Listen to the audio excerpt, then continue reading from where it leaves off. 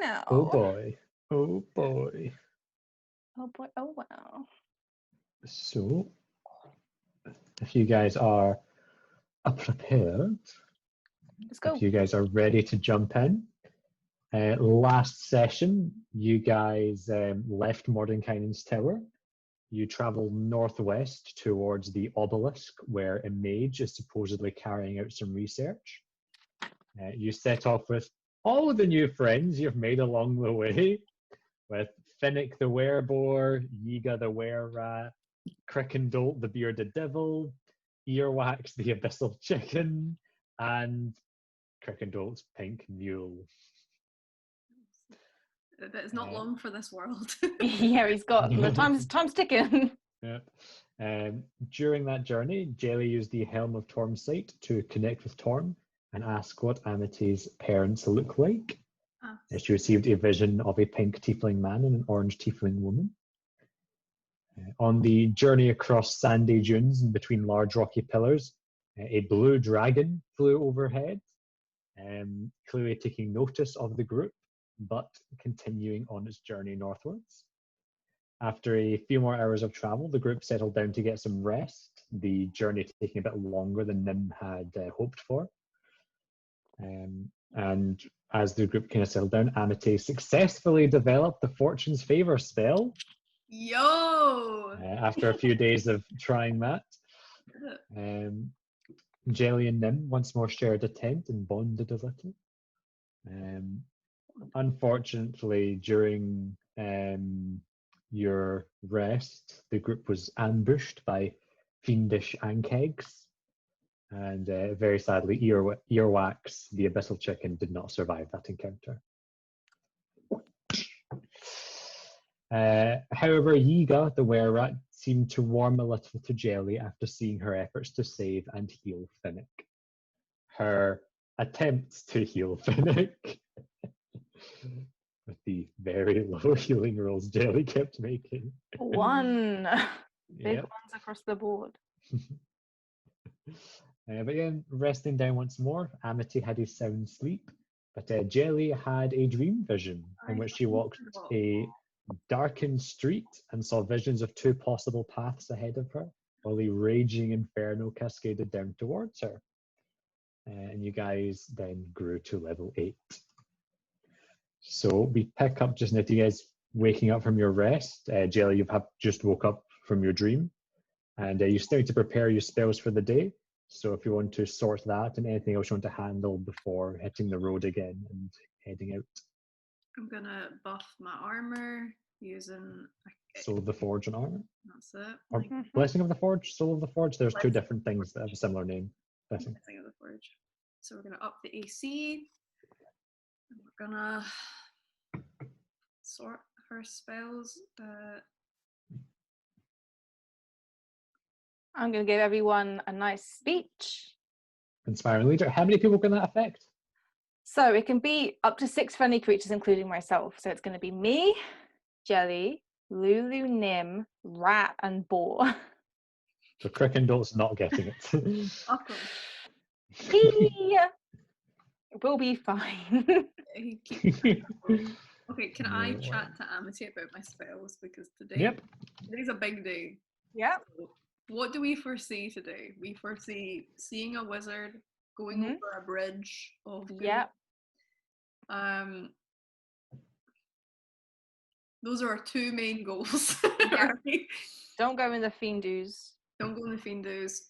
And go with the wizard. What are we asking the wizard? Any hard-hitting questions, you know? Fox a Citadel, that's our main question. Yep. That's true. I mean... Yeah. I'm looking at the spell list now. Thanks, babe. Help me. Help me be a cleric, please. Can you guys see each other's spell sheets? Each other's character sheets? No. So it just has the... I just looked up cleric spell list. Okay. Fair. Oh, cool. So, what were you going to say? No, I'm going to say anything. I was going to... What the... Hold on. A hot shit. Oh, that's a shit spell. Okay. Go got divination, which, let's be honest, I don't really. It's just like a shit helmet, right? So, but I could still use. If you want to ask 2 questions, do you foresee yourself wanting to ask 2 questions today? Divination is the one where you ask about like an event or something within the next 7 days, isn't it? Yeah. And do we have anything? Or a course of action or something vague like that. What do you mean a course of action? Do I actually know that? I get that one. Like I think that's how it's described. Like if you send it to the chat, so I can just have a look at it. Because we understood that was like, oh yeah, if I chose to do this, what would happen? Is that what you mean? You ask a single question concerning a specific goal, event, or activity to occur within 7 days. The GM offers a truthful reply. Short phrase, cryptic rhyme, or an omen. But it doesn't take into account additional circumstance.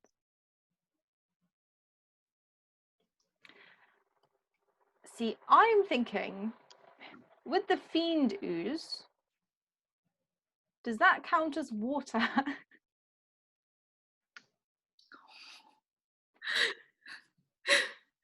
Because if it's supposed to come at us, you could cast a little control-y water. Good point. You don't know. We don't know, and I feel like it's a big. It's a big risk. A big gamble, yeah. But how cool would it be? It would be fucking cool, wouldn't it? Get out of here. Okay, I'll keep divination. Guardian of Faith is always good, depending on where we're camping for the night. Yeah, absolutely. Low-key creature. I hate that one. Nothing remotely. I only get 12 spells. What are you thinking you're gonna have to locate, Jelly? Yeah, what are we looking? You know, in case fucking Kirkendall wanders off, who knows where he's gonna go. Does locate person work on fiends? Or does it just creature? I think, yeah, fiends are creatures, yeah. Spirit Guidance is always a good shout. Sending, you never know. Revivify, Cure Wound. I think actually all the stuff I've got right now is. Yeah, I think you're good. Might be pretty good. The only one I'm a bit of a toss up on is Find Traps and Protection from Evil and Good. Those 2 are a bit more. I don't really go. Yeah. Have you got Bane? No, I said before I really like Bane, so I might Find Traps for Bane. Yeah, and also, if there's any other one you are always caught in an issue where you have spells that don't have range. Do you have any choice of spells that have range at all? Good shout. There's always an issue. And it is, you're right. It's like make a flame, which is useless here. Fucking blindness and deafness, maybe. That's only 30 feet as well, so if it's range stuff, but I mean, it might still be cool. Wrathful Thunder, hold on, that one is 30 feet. There's nothing, it's still ranged, but like Wrathful Thunder's quite nice. Yeah. This. Is there any 3rd level spell? I'm looking at them now. A lot of them are just sort of utility rather than the Martios. That's what I'm noticing as well. Remove Curse, but like remove Curse. Oh no, wait, we realised the rat and the boar. Yeah, they probably need like greater restoration. Yeah. Which is coming up, Jelly. Soon. The spell magic, actually. We don't have a way to like. Yeah. That'd be a good one to have. Let's do that. Because I think I've tried Wrathful Thunder, and see, to be honest, it's not got that big a damage output. I'm pretty sure like Toll the Dead is just better in every way.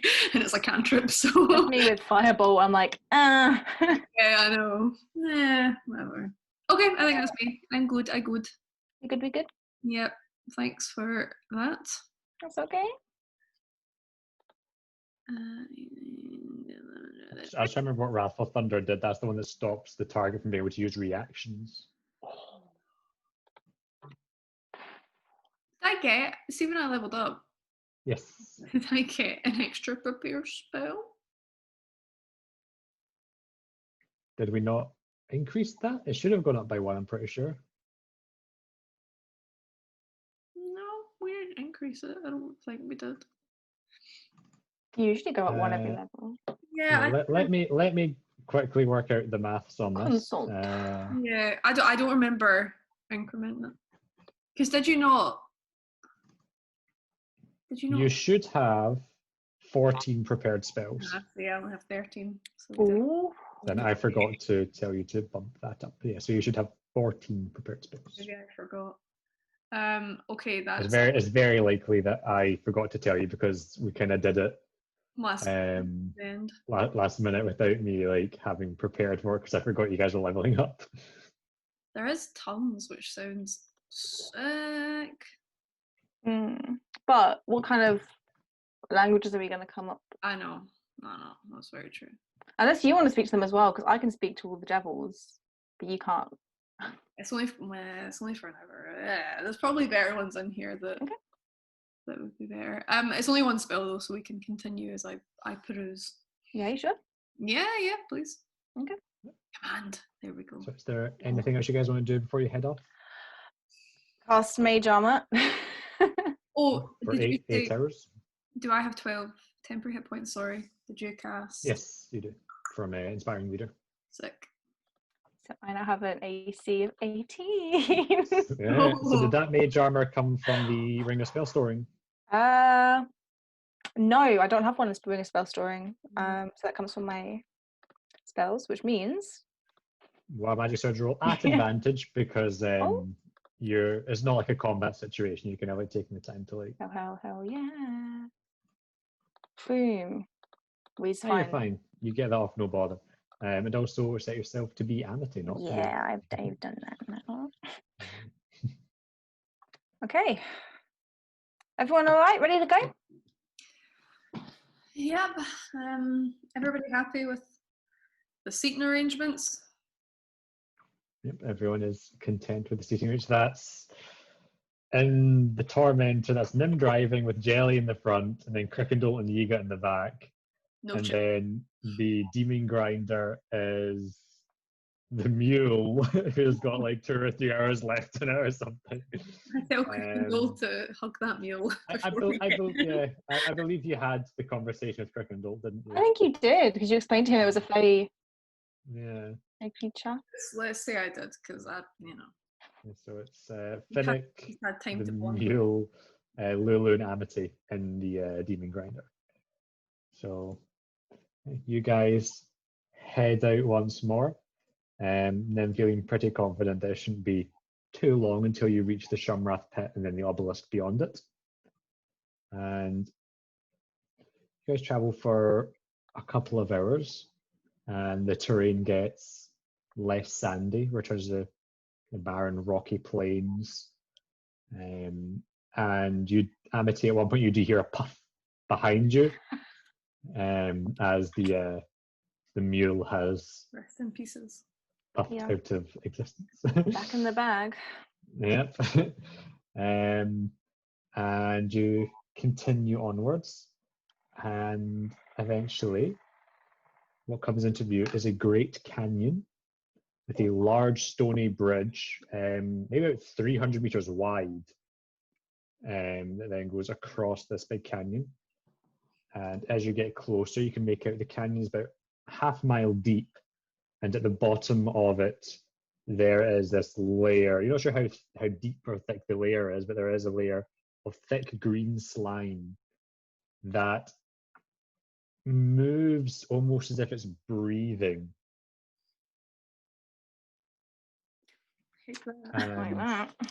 You can see on the far side of the bridge, on the left-hand side, there is a structure not unlike the Styx watchtowers you've seen. But attached to the side of this building, there is a large crane or winch-like mechanism. And dangling from that, there are 4 cables descending down into the canyon.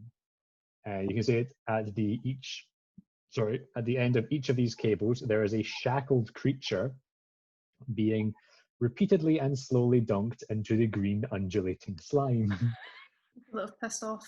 Just submerged for a second or two, then lifted out, dripping with this disgusting goo, and suspended there for 2 or 3 minutes, and then resubmerged for a second or two and brought back up. What types of creature are they? Yeah. From this distance, make a perception check. Is that what you were going to ask as well, Chloe? Yeah. Both you can go ahead and make a perception check. Perception. Nice. Okay. Also, Sarah, you're not rolling as Jerry. Doesn't count. Doesn't count. So you guys can both make out that these four figures, there are two Yugoloths. One is a Nikoloth, those kind of green-skinned ones with the wings and the horns. And there's also a Yugoloth that I don't believe you've encountered before, an Ultraloth. Amity can go ahead and make an Arcana check for that one. Yeah. I'll send you guys a picture of an Ultraloth. 18, I think. I'm looking at the Zoom call because 18, sorry. My mouse one. The thing blasts me every time I look at it. Ooh, okay. Oh, it's a little. What do I know about these little? And you got 18. 18, yeah. And there's a Nikoloth as well, just in case you guys had forgotten. So Ultraloths, you are aware, Amity, that Ultraloths are very powerful Yugoloths. They tend to be commanders and generals of Yugoloth armies, essentially. Being Yugoloths, often hired by other entities of the cosmos, very commonly hired to serve in the Blood War. Yugoloths have very wide skill sets. They're usually quite skilled in magic, very intelligent beings, and very warlike, which is why they make very good generals and commanders in warfare. As you can see, there's a Yugoloth. You're also aware that they are capable of telepathy over great distances, again, helping them command large armies.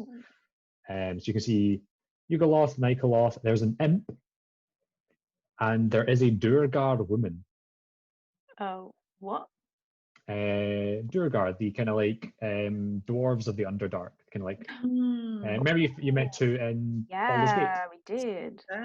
What's she doing here? Yeah, the Durgar woman, deep purple skin, a little bit of greyish stubble, curly dark grey hair that is now pretty thick with green slime. And these are people that piss off Bell, as far as we know. Yeah. Nim said that Bell uses this as a punishment for people that have pissed him off in some way or another.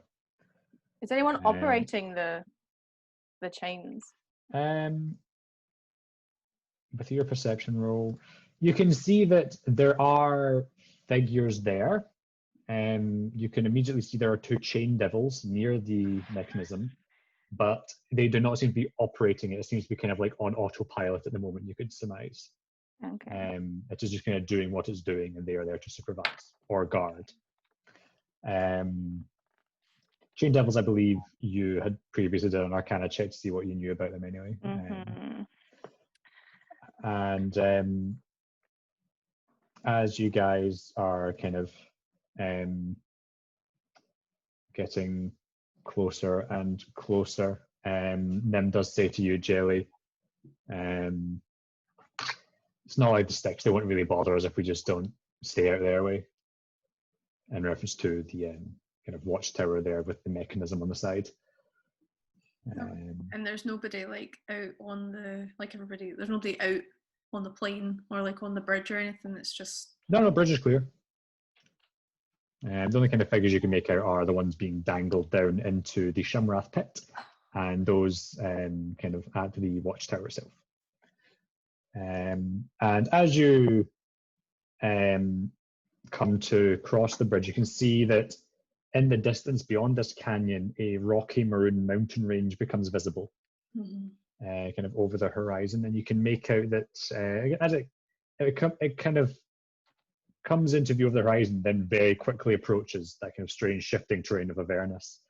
And as it kind of very quickly comes closer, you can make out that about a third of the way up one of these mountains, following a switchback path up the side, there is a flat outcropping of rock upon which you can see a large obelisk of pure black gem-like stone reflecting light that ascends maybe 75 feet into the air.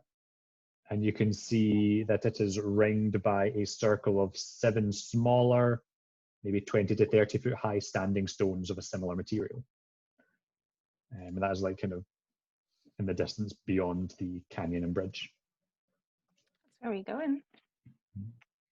And as you guys are crossing over the bridge, you reach about the halfway point, and all of you feel a voice telepathically into your mind. It is, however, speaking Infernal, so Jelly, you would not be able to understand it. I had taken that spell. Amity, however, you hear in Infernal this voice going, hello, I'm down here. Any of you on the bridge, please get me out of here. Oh no, sorry. You could have chosen whether to let it in or not. Yeah, I would have chosen to let it in. Yeah. So it says, hello, I'm down here. Any of you on the bridge, please get me out of here. I'll make it worth your while. I promise. And you can see that one of the 4 figures being dunked, the Ultraloth, despite being shackled and bound, is trying to wave their limbs about in your direction as best they can. Can I respond to it? Send message. It's not like a sending spell. Oh, okay. Do I have enough range? Message is 120 feet. Do I have enough range to send message? I'm pointing at the little flaming figure. As you get like closer to the other end of the bridge, it'll probably come within range. Okay. And say, why are you down there? It's a long story, but if you help me out, I can really make it worth your while. I can teach you things. I'm going to message Jelly. I'm going to say, so one of the people being dunked is asking for our help. But there are 2 chain devils up there, which is just one below a bone devil. If you're feeling up for it. Do we know if Bell is like monitoring these prisoners at all? It's on the other side. I think he just doesn't give a fuck, right? He just kind of like dunks them and just get dunked, get slimed. I will say as well, if you want to keep yourself within message range, you'll probably have to pull up so you don't go too far away. Yeah, I'd say just pull up real quick, telling him to pull up, and I'll tell the ball. Finnick brings the demon grinder to a stop. Seems like you're keen. I mean, I wouldn't say if it's gonna help us. I mean, I can always make sure that like. I mean, do we know much about this creature actually? Like, they're not devils, are they? They're fiends. So they don't really have like an allegiance, so to speak. Mm-hmm. How about you ask him? Did you ask why he's down there? Yeah, but he said it's a long story. He's preoccupied being slimed, I bet. Can I message the dwarf woman? Yeah, sure. Can I ask her, why are you down there? You can reply to that, yeah. Yeah, she can reply to the message. You hear a gruff voice come back in common. Who's asking? Someone who could potentially save your ass right now. Oh, well, just, it was...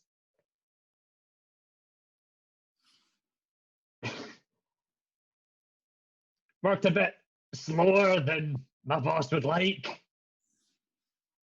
Kind of here to be made an example of. I see. Who's your boss? Bell.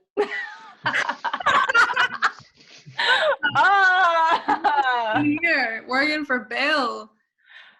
Yeah, what are you doing down here in Avernus? Didn't have much of a choice in the matter. Oh shit, okay. Maybe a NIM situation. Yeah, that's what I was just thinking. I mean, as soon as we saw them, I wanted to save them because it's pretty shit. Let's get them out of the dunk tank. Yeah, but we should be very careful Because they are two chained devils. And we do not want to free them. Well, Or they're not chained up. They're just chained devils. Oh, sorry. And then they're like the sexy ones. So they are. And then, sorry, the actual other people chained. They're Aaron, yes, are the sexy ones. Oh. Chain devils are. I thought they were the ones that had all the chains around them. Oh. Oh, they are. Sorry. Hold on. Yeah, they are sexy. Yeah.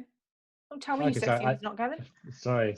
Terribly sorry. The pictures make them look very sexy. Sorry to be a gatekeeper of fiendish sexiness.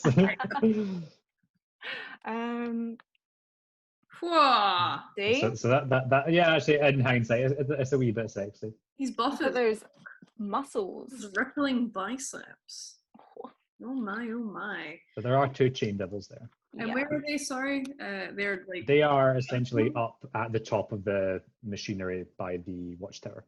And can I look around and see if there's anybody else? Like, can I look up at the watchtower? Like, do I see anybody walk by a window?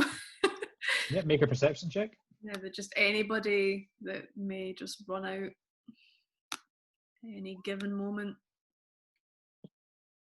You're a distance away just now, but you don't see any signs of any other movement within the watchtower. It doesn't have windows.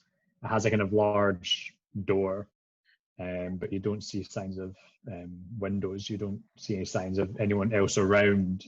Mm-hmm. Is there a way that we could get close to them without them being suspicious of us? Like, is there a road or something, or would our path go kind of There's a kind of you can see a kind of well-worn bit. Essentially, a kind of path leads to that watchtower from the side of the bridge you're now at, but the road basically just goes there. So yeah, if we were driving, there are various rocks and kind of bits of debris around the way. So if you're making your way on foot, you could attempt to be stealthy about it.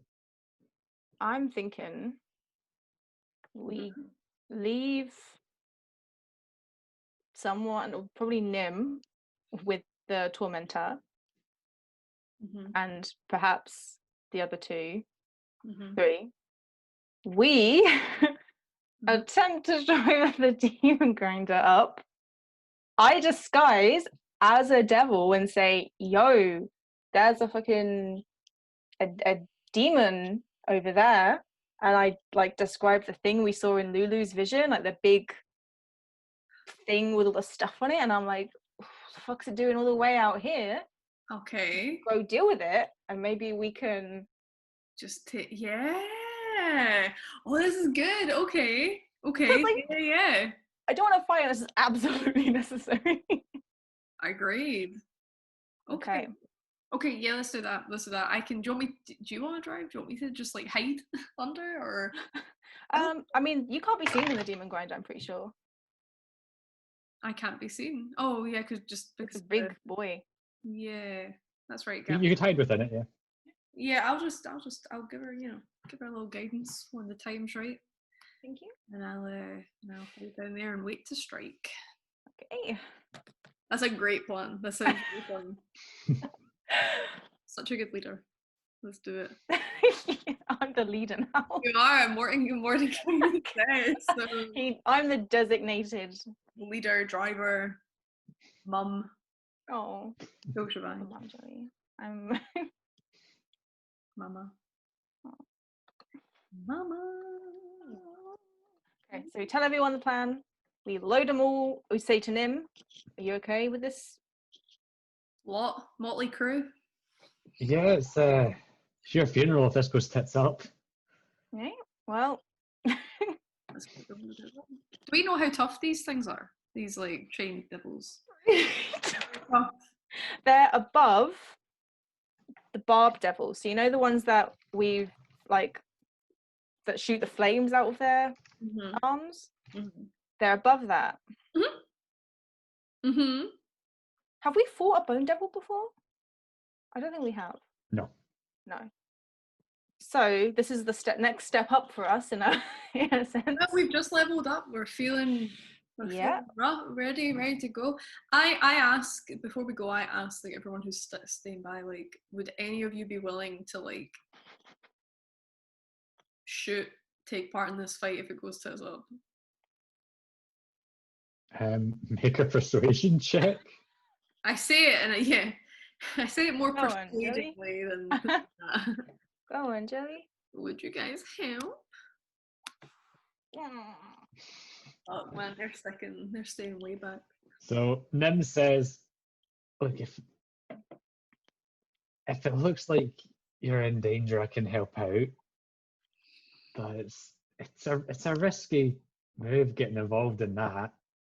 And Finnick and Yiga are kind of like exchanging a look. Nope. And Finnick's like, okay, I appreciate that you've been helping out with wounds and things, but The amazing healing. Didn't quite. It's a no from me, Chief. Yeah, didn't quite expect you'd be That's crazy. running into something like this. No, did I?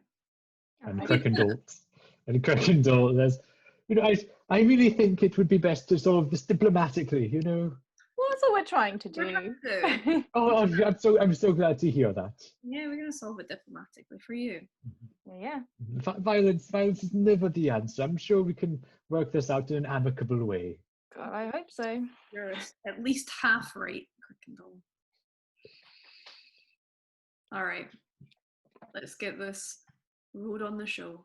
Let's drive a demon grinder. Good. A couple feet. I cast guidance on Amity and I hide as best I can. Okay. Are you guys wanting Lulu to come with you, or? Yeah. Doesn't she? Well, she doesn't.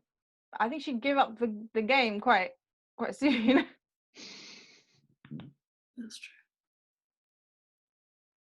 Yeah, keep Lulu. Keep her safe. Nim. You best watch her. Okay, I'll stay with Nim, but if things look bad, I can come over and help. We know. Yeah, you're really fast, Lulu, aren't you? See? Yeah, I can fly real fast. You can. Yeah, she can. You'll be there ASAP. So the two of you hop into the demon grinder. And you Amity, you take the wheel and just kind of familiarize yourself with it, and you drive on over. She's driving. What would you like to disguise yourself as? Okay, so it has to be someone that wouldn't be too capable to do fighting. So perhaps a bearded devil. Yeah. Because they're just, I can't be an imp. No, I could be a cheap imp. Bearded devil, because they wouldn't be able to take on that thing by themselves. Nice. Okay, I'm gonna be a bearded devil, like the female version has its tits out. Okay. Massive tits. Yeah. Specifically. Great big massive ones. Anytime Amity will have some. Very sad. So you take the form of that big titty bearded devil. I sure do. I'm like under the seat, I grab her ankle and cast guidance. Like, it's me, don't worry. Oh shit. The mules. So you drive up, and as you're kind of approaching, one of the chain devils begins making its way over, just kind of waving. Are you just going to pull up? Yeah, I'll pull up. Yeah, okay. Get out, and I'm like, oh god, thank God I found someone. What's going on there? What's the deal? This fucking demon, I think. I don't know what the fuck it is. I've never seen anything like it. It's made its way out here. I don't know what the fuck it's doing. It's across the bridge. It's chased me since the hell wasps' nests and all my comrades. I don't know where the fuck everyone else is, but we need help. Make a deception check. Come on, Amity. Oh! You get roll guidance as well. Roll Guys. Okay, roll guidance too. Oh, 21 beat. Okay. For a level 8, that's insane. Name's goodies. Oh, if only I had advantage. Holy fuck. I know that. So the Chain Devil's like, oh right, and he looks over at the other ones. Some sort of demon, like by the Hell Lost nests. How big we talking? I describe it in like how because I've seen it in the Lulu vision. I'm like, fucking massive, bigger than this thing, like the demon grinder. Like it's fucking. So, okay, so you're describing the big demon from that vision. Yeah, I am specifically. Make a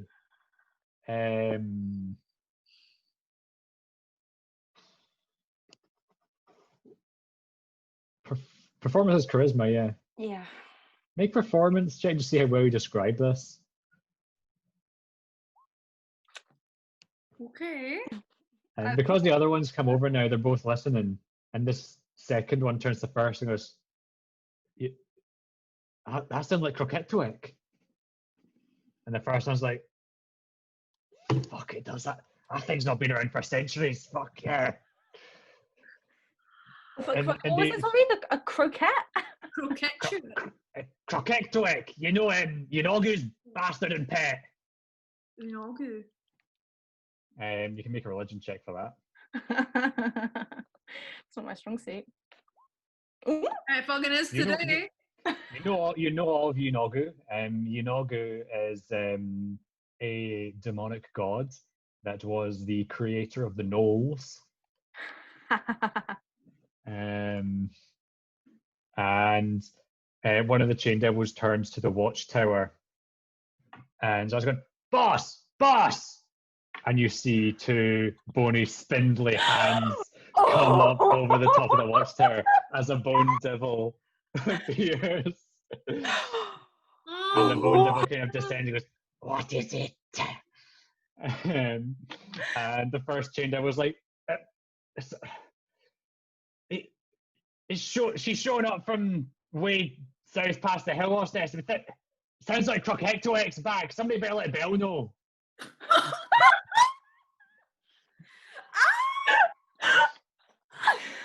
And the bone devil takes flight on his big insectoid-like wings, and it flies down and lands next to you.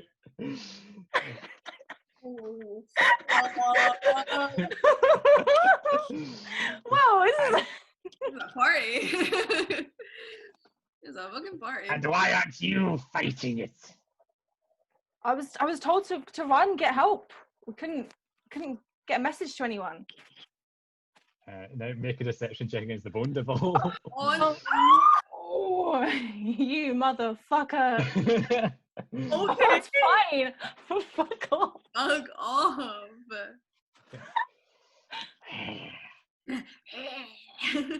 Gavin's raging. You two keep watch here. I will take flight. I will alert anyone who needs knowing. And the bone devil takes flight and disappears off with great speed towards the east.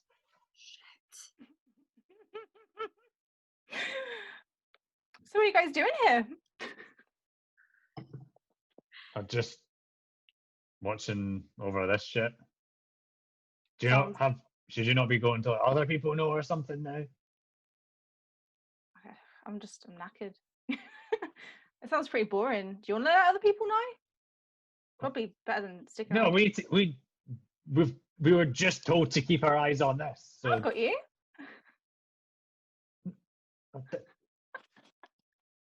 This is our assigned task. We need to keep our eyes on this. We need to keep our eyes on these prisoners, make sure nothing goes amiss. You go let people know. All right, that's your job. That's fair. That's fair. I'm very sorry. And I'm gonna head back to the demon grinder. Okay. I'm gonna get in and I'm gonna be like, oh, fucking hell, Julie. I'm whispering. What the fuck happened? There was a bone devil in the tower, and they're gonna tell Belle. What? We need to go. No. But now the going doubles out the way. Why don't I Thaumaturgy or Minor Illusion the sound of that thing and see what they do? See if they run. Mm-hmm. Okay. Okay, so yeah, okay. I think they haven't seen Gavin. They haven't seen like the people on the bridge, right? They haven't seen like specific people. They've just seen like the demon grinder and the tormentor. I assume maybe They don't seem to have like clocked that it's like quite a motley crew of individuals.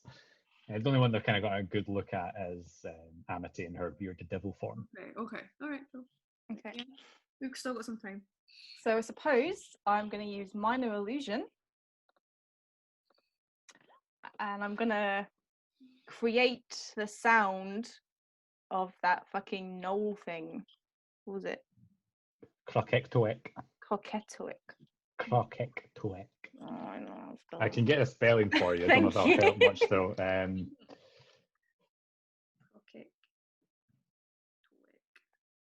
I'll put it in the Roll20 chat here. Thank you. Oh, okay, right. It's like we're playing Cthulhu. It is. And then Yinogu, the demon god, is that. Yeah, no. Okay. So I'm going to Minor Illusion that off in their direction. It's a volume can range from whisper to a scream. It can be your voice, someone else's voice, a lion's roar, being a drums, or any other sound you can choose, and continues in the way through direction.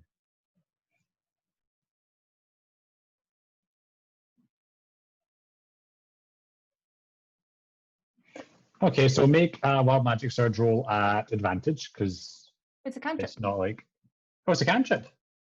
It's a cantrip. Yeah. Okay, yeah. You can assign. Yeah. Okay. Yeah. Choose this action to examine the sound or continues. Investigation check against your spell save DC. What is your spell save DC? 16. 16. I need to quickly check the stat block. Oh. No, both failed. Here we go, boys. There we go. So, this like machinery that's kind of dangling over the edge of the canyon here. There's a kind of metal walkway built out and around that, and as the sound echoes out across, one of the chain devils backs up close to the tower, and this like infernal magic rushes down their hands. You see the barbed chains that dangle down the side of the watchtower animate their command, and so these great big like 30-foot long barbed chains begin like animating and waving into the air as that chain devil stands there with them animated, and the other chain devil goes onto that kind of walkway that dangles over the canyon, is like looking out, trying to spot it, see where the noise is coming from. So can they both see us, or is that other guy like further down? How far? Yeah, how far away are they? Sorry. There is a battle map I can bring up. What do you mean there's a battle? I think we might have to fight them. I think I've exhausted all of my options. And I think Gavin just wants us to fight them. Yeah. Hey. Gavin doesn't want this. He wants a fight. So if you guys would like to drag your tokens onto the map. All right.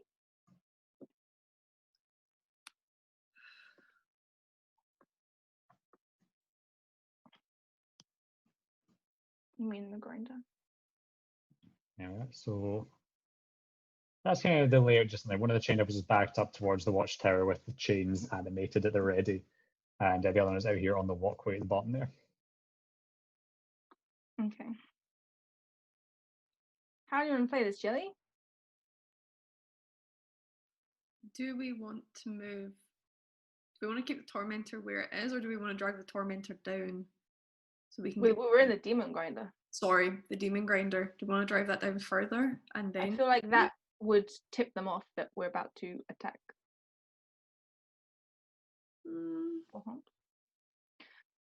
Would you like to go on the broom? Because they have a range of 30 feet, I presume, with those chains. Yeah.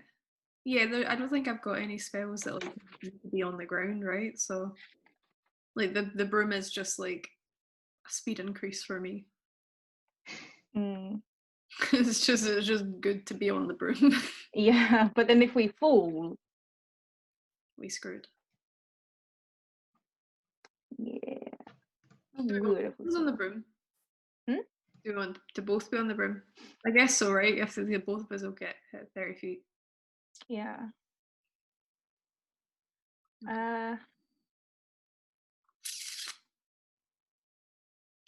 mean, we want to surprise them, right? Like we don't. Right. Let me look. What we got? Let's plan strategy. I mean, I do have wall of fire. I don't know. I mean, I don't know. Are they immune or are they just resistant? They're immune. That sucks. I move my laptop so I can actually see my spells. I do have. It's only 10 minutes though. The only thing I've really got is command. I could try command them if I cast it at a high enough level. If I cast it at second level, I can affect one additional creature. What does command do? How long does that last? Command lasts for 1 round. So what's 6 that? seconds. Only 6 seconds. Seriously? There's that you basically give them a 1-word command. If they fail, they do it for 6 seconds. It's really shit. I think what could they do? That can be enough. Not enough to get these fools out the gunk. Okay. I am going, I guess, to try and mind bonk one of them to immobilize them. I don't have anything that would immobilize them. And then if that fails, I can grab them.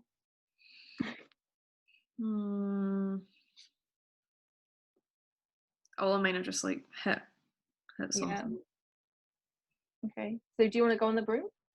Okay. That's good to me. Yes. You ready? Yeah. As we'll ever be. As we're ever gonna be, yeah. Okay. We kind of have a plan. Let's just get in there and fuck them up.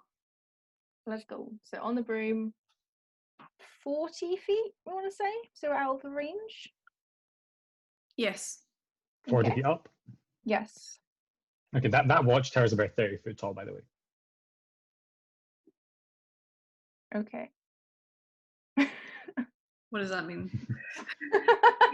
I was just like, what does that mean? Gotcha. I don't. Oh, is there people? Oh no, there are people in the watchtower. If there is, I don't think this is worth fighting. I really want to save them. I don't want to. Belle's gonna know. Belle's gonna see me. Belle already knows. Okay. There's definitely people in that fucking watchtower. This is a trial by fire. This is gonna be a.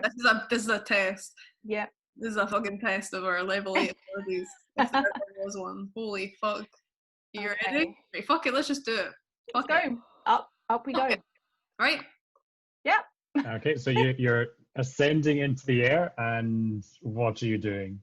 I'm gonna cast Mind Bonk. So if we get like here, I can Mind Bonk. All right. Can we get? Sorry, I need to think of a thing to do. Can we get? Oh, I can Guiding Bolt the other one probably. All right, yeah, do that, and then I Guiding Bolt and Matei Mind Bonks. One each, essentially, I think. Okay, so is that are you happy with the placement there? Do you want to go further back, off to the side? Like...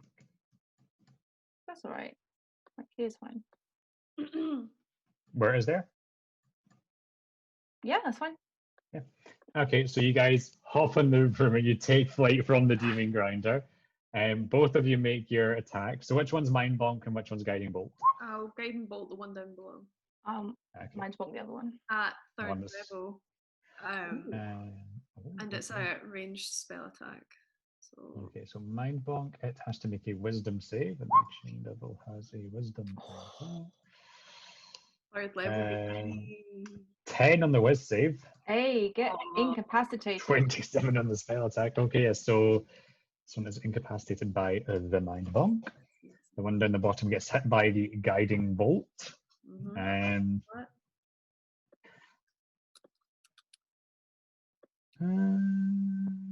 That's fine, you got height. 21 damage. Why do I have this separate? That should be there. Second. Just make sure I've got everything right here. Yeah, so he takes 21 damage. And it's Guiding Bolt is really close. Yeah, so you guys take flight on your broom of flying, 40 feet in the air, and you fly over there. You let loose a Mind Bonk Amity, make a Wild Magic Surge as you do so. Oh no, Jelly! You find you keep yourself controlled, and you project using your Wild Magic your presence into the Chain Devil's mind, incapacitating it, just unable to force you out of its mind.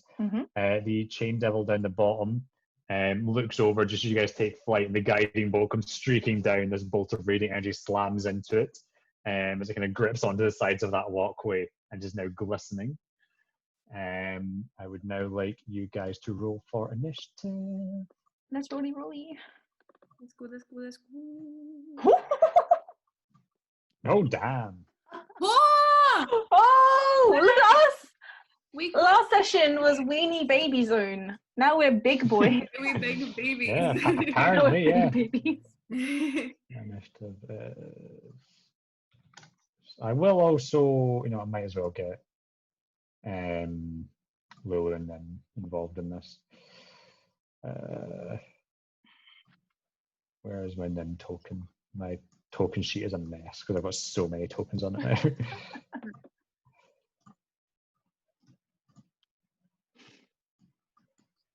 Okay, so I will open that.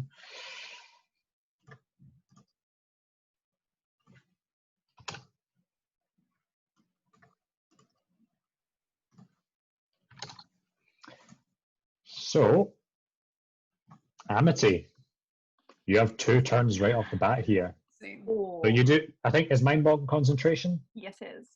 Okay, so you do have concentration marker on you as you're keeping that guy mind bonked. What would you like to do? Hey,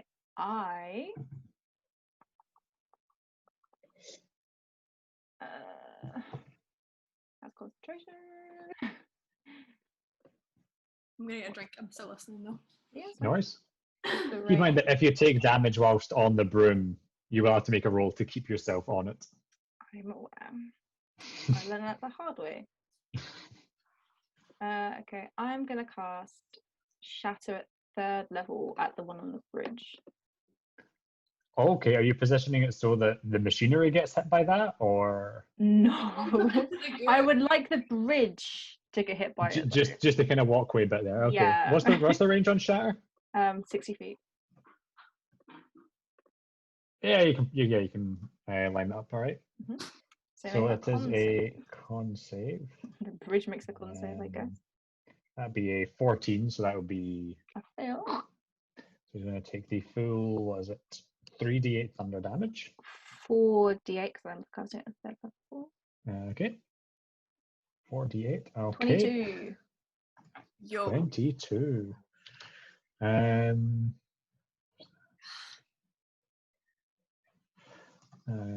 Yeah, so you let loose a shatter, make the wild magic surge roll. Please. Oh, okay. That's fine. You're keeping control of things just fine. As the shatter goes off, that loud kind of crack of thunder and that loud ringing noise as the kind of shockwave goes out. And you do see the walkway kind of bend and warp as the concussive force passes over it. And that chain devil still just stood there gripping onto the sides of the walkway as it is rocked for 22 thunder damage there. How bad does the bridge look? Is it bloodied? The bridge is taking a fair chunk of damage there. Looks like that bridge a little bit more damage and it's probably going to give way. Okay.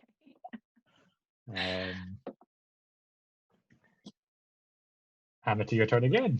Seeing that the bridge is needing a more damage, I'm going to cast Shatter again at 4th level. Oh fuck! Okay, okay. Because Jesus, if that dude goes in the slime, It's go time. that's ideal. So another con save for that dude. Okay, And another for the con bridge. save. 15 this time, so another fail. Oh. And make your wild magic surge roll. Oh shit. Oh. Okay. That's fine. You're keeping tight control on that wild magic trying to burst forth from within you. Yeah, so make your roll. 19. Oh, can I use 1 sorcery point to re-roll the 2 and the 3? Yeah, sure. Go ahead. Come on, babe. Oh, okay. So 14. Holy 19, shit! 23, 28 damage. Okay. That is... Holy shit. That is... Is that him? The bear. Is that the bridge gone?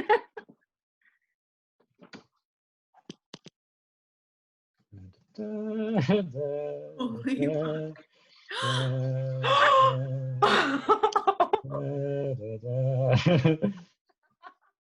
Get in So- the queue. You see that the bridge and the Chain Devil still holding on there. Also, Chain Devil bloodied very heavily. And Yes. you let loose that second shatter, and the walkway with like another force coming over, it warps and bends too much, it snaps, and the Chain Devil goes falling down. The concussive force whipping over him and really taking a toll on his form.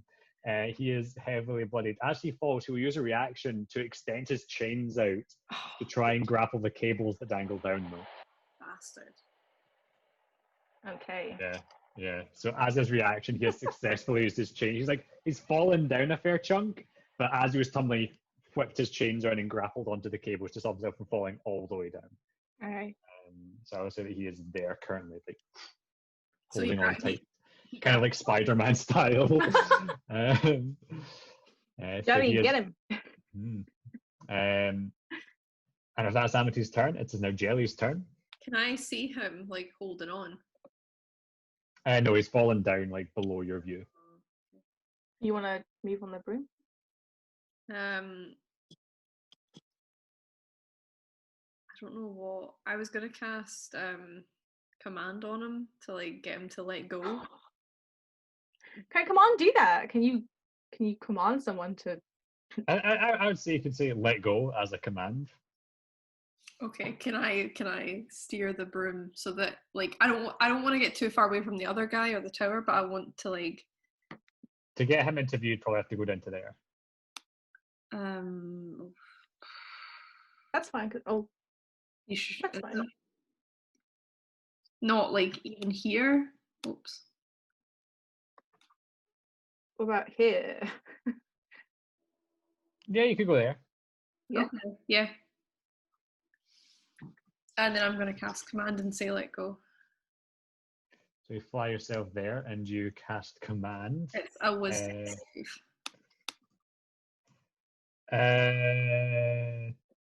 20, 19 plus 1. Fuck's sake. So I would have been lucky if it would help. so you fly over and you actually hold on. Always. It's fine, right? That one's fine, but keep in mind something for future. Yeah, you use command. You say in a very commanding voice, "Let go!" And you see that he kind of like pauses for a moment, then steals himself and gives you a horrible glare up. The chain's kind of wrapped around his face. You can make out the horrible devilish eyes in there. This is then your turn again, Jelly. Fucking let go! You do that again. No, I mean, he must have super high whiz, right? Didn't Gavin say it was plus? You just said it was plus. What did you say? Go back, Gavin, tell us. Oh, I wasn't paying attention enough. What was it? I don't think it was a very high number. I'll try to do it again then. Okay. As you do so, make a wisdom check. Hmm. Does Okay. So. Oh, and then we don't know. So as you go to Get into it. cast again, you do get a strange kind of sensation that both Torm and Onata are a bit distant.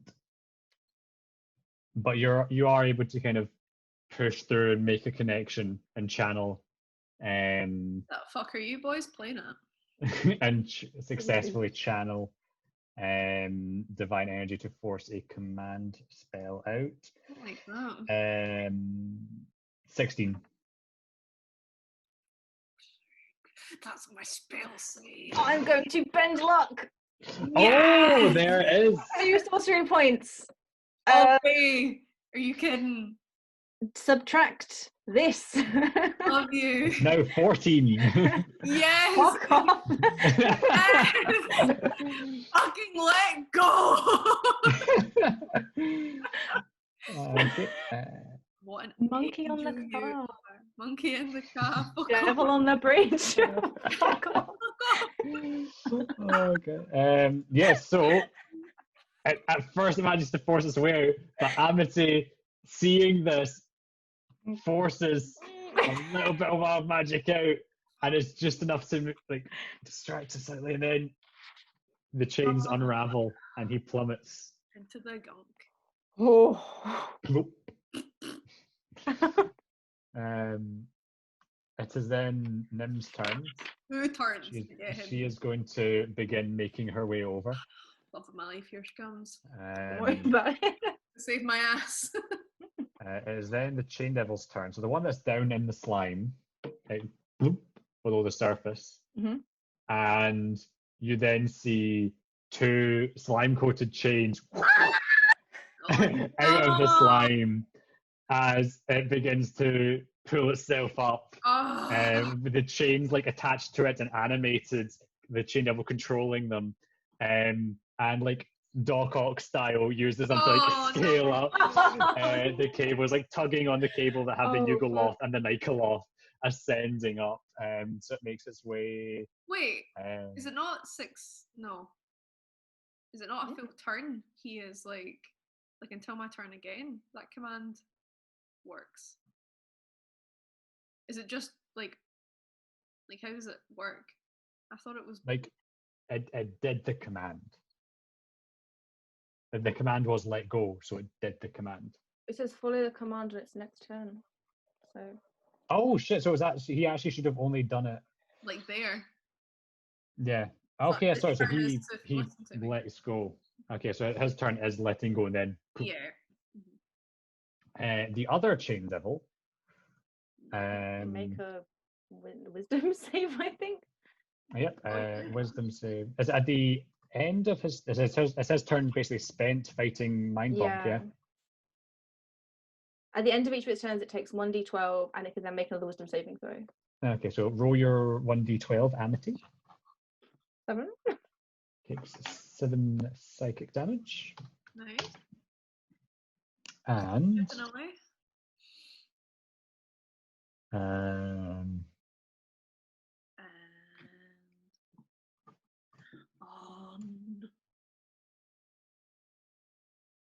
18 on the wisdom save. Yeah, it's fine. So Mind Bonk is lifted. You're no longer concentrating. How are you at? And then it is Lulu's turn. So Lulu can make it out just to the edge here. Then Amity, you're up again. Okay. I don't like being in this ooze. So I'm gonna get us away. Okay. Like here. Okay. You fly yourselves over there. Okay. And I'm gonna cast a firebolt at the one that just been unmind bonked. Okay, fire. Oh, okay, yeah, correct. Oh! Oh! Is that plus 1 or plus? So that is plus 1 to total, that. that's 27 damage. Amity. Halved because of the immunity. That's disgusting. Sadly, it does only vile. come at 13 damage because he normally has the Yeah. fire immunity. So it puts into that. Vile. Yeah, so you fly step over and let go a particularly nasty firebolt. Your arm is like propelled backwards by the like sheer We go back force on of the this broom. firebolt. Like your rifle. As the chain devil has just forced you out of its mind and it opens its eyes and this big ball of pink flame engulfs it. Catch a break, isn't it? Is then your turn again, Amity? Okay. It's just unbelievable. I would like to cast my big hand at it. Is that maximize earth and grasp yet? Yes. Yeah. It's a Big strength gnome saving hand. throw. Yes. Where would you like the hand to appear? I want it to. Oh, can I? Oh shit! Oh shit! No, wait, no, I'm moving myself. Have I got the range? Oh, I'm just out of range. Oh no, it can go here and then it can grab it from there. Yep. Okay, boom. Show me that hand. There's the hand. That appears. It's a strength saving throw, natural 20. Oh. Well, the big hand's there. It's there. Does he take any damage or anything from a failed? No. Yeah, okay. So the hand appears and he manages to like use his chains to like whip it back as he steps back out of the way as it tries to close around him. Also, wild magic surge roll. 16. Ah, you're fine. Controlling that chaos just fine. Jelly, 2 turns for you. Okay, first turn, how far away are we? About 10, like 30 feet away, maybe?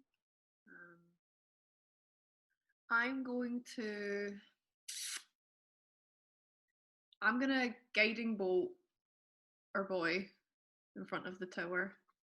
Okay. And I'm just gonna do it at first level, I think. Just first level guiding bolt coming up. Keep those spell slots. Mm-hmm. And it's a ranged spell attack. Yep, so make your spell attack. So let's hope. Also make a wisdom check for me. What does this mean, Gavin? Oh, Jelly! You had that dream! I've not chosen, so they're not they both Donata and Torm, again, very distant, but you're just able to make that connection to channel divine energy forward. 15 does not hit. Impacts on the chains that are wrapped around his body and just dissipates across the chains, no effect. Okay. As my bonus action, can I cast Spiritual Weapon on? No, because that's 2 spells. Okay. Next turn. Sorry. That's okay. Yep. I'll Toll the Dead. Toll the Dead incoming. That says a corner whiz save. Whiz. 12, so that's a fail. Fantastic. So it's 2d12. 2d12. Necrotic damage, right? Yeah. Yeah. 21. Oh, damn. Holy shit. Holy shit. Wisdom check though. Oh, please, just boys. Why are you doing this to our gal?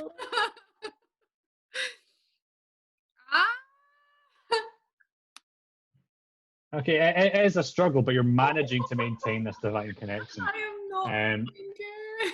As the gonging goes off and the chain devil, now the chains kind of like shiver and shake as it is rattled by this necrotic gonging. So he takes the 21 damage from that. Anything else in that turn? I'm just shitting myself. I'm just like I think I just say to Amity, I'm finding this really difficult. I can't contact my deities. Do you want to go? They're not answering. No, I think I'm okay. I think they're just plain hard to get. They're plain hard to get in touch with. I hope so. But I don't know what it means. I don't know. We'll see how it goes. I think I'm okay. I'm okay just now. And we're doing really well. Let's keep it up. Okay, good chat to you. Good chat. Your turn. You're up. You're up. Nim's turn. She manages to get there, just onto the edge of the battle map there. As then the chain devils, now the one that plooped into the slime, He's going to dock. Begins dock-cocking it up. Is scurrying up as fast as it can. The other one, Maximize Earth and Grass doesn't get like opportunity attacks or anything, does it? No, I don't think so. No. It's gonna So he will move. We're just out of range, and we're like, ah! So it rushes over and it extends its hand, and a fiendish magic extends from its hand into the ground beneath you, and a spectral ethereal barbed chain shoots up from the ground directly beneath you. I believe 60 feet in length. Not good. Fuck me. Fuck me.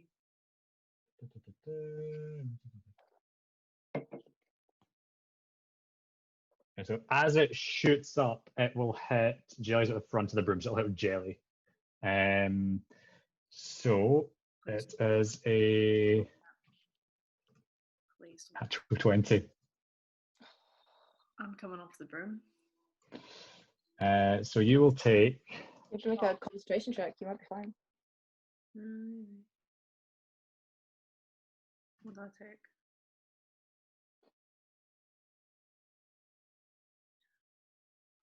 Let's hope. You take 19 slashing damage. You have your temporary. You have 12 hit points. You have 12 temporary hit points. That's true. So you lose your temporary hit points and still take 7 damage on top of that. Okay. And Jelly, having been hit by this barbed chain as it emerges and comes streaking up towards you, it smacks you and then whips around you and restrains you there on the broom. At least I didn't fall. Oh. Count your blessings. Get off of me, you big bastard. That will be that turn. Actually, hold on, can he? Get off of me. Stupid bitch. Stupid bitch. Stupid.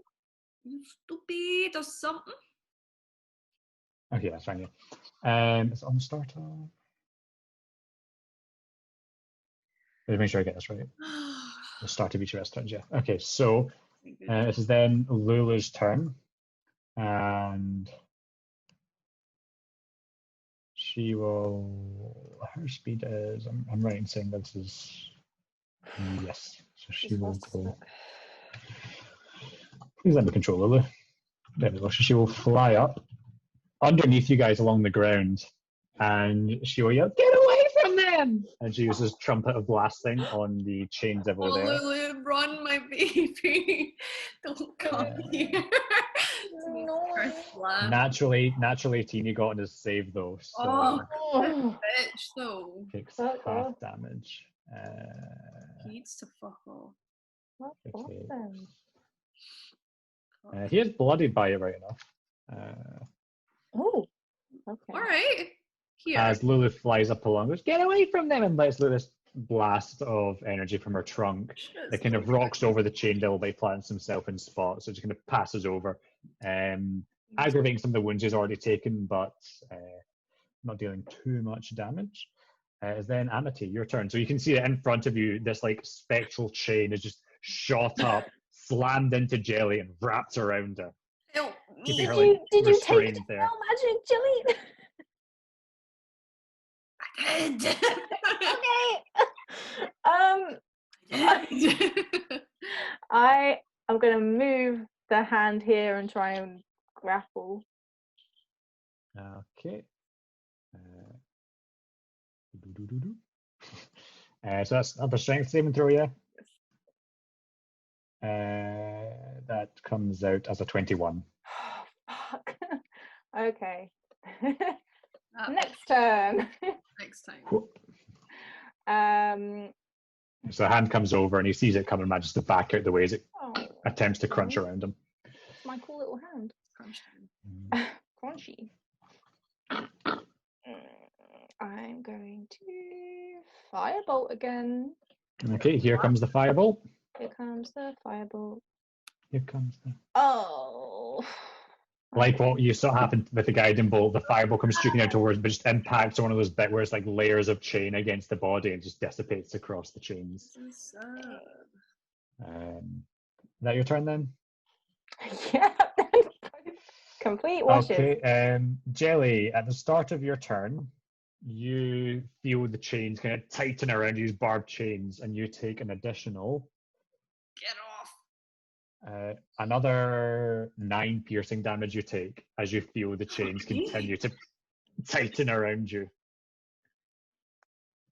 You are restrained, but it is your turn. All right. So just for clarity's sake, restrained means your speed is 0. Attack rolls against you have advantage, and your attack rolls have disadvantage. Can I cast a spell magic, please, and get rid of this? Yeah, sure. Can you send dispel magic to the chat? Yeah. Get off. Get off me.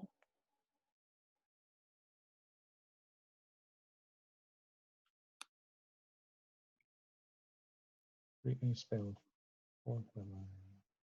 Yeah, so you are able to get... Oh, actually, I'll make a wisdom check. Please. I'm Joey. so sorry, please, for playing you. Okay, you feel particularly desperate, and in that moment you feel that divine presence come over, and you're able to dispel the magic chain binding you, as kind of like golden radiant energy burns it away from where, starting around you and then burning it all the way down to the ground where it was anchored and summoned from, as the chain is dispelled. And that's my turn. Because it has to be. Okay. Your second turn. No longer restrained. I'm gonna toll the dead on the guy in front. Okay, yeah, go for it. Go ahead and make your toll the dead. It's a wisdom saving throw. Sorry. Not bad. 14, so fail. Right. Yes. Fantastic. 2d12. Make a wisdom check. Oh my god, Joey. Stop this. I don't like it. You angered Gavin, Sarah. You angered him. Did you And I hear was what I taking was away saying? your gods. Did you hear what I was saying earlier? I heard that you angered him. I did. I was trying to get a rise out of him. And boy, did you. Yeah, so you are like, after that kind of brief moment of sheer panic, the presence of Onatu and Torm does grow more distance, but you're still able to draw some power there, and you're able to get that Toll the Dead off as the gonging rings out, puts them up to, what's that, 18 damage. That's, sorry, math. There we go. So the gonging rings out, and the Chain Devil is looking pretty fucked up. Ooh. Still a little bit of fighting him, but he's taking some heavy hits. Go Nim. Oh, wait. Oh, yeah, that is. No, wait, my bonus action, man. Oh, sorry, you wanted to do something bonus action? I wanted to cast Spiritual Weapon. Make a wisdom check.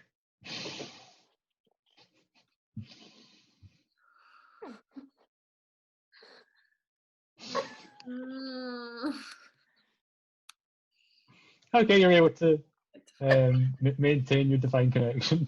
This isn't cute anymore. Gavin, you're in so much danger right now. Actually, I just played the rest of the fucking campaign. Fucking aside, just taking the wisdom check. Oh god. So where would you like the spiritual weapon to go? Fuck if I know. I didn't think that far ahead.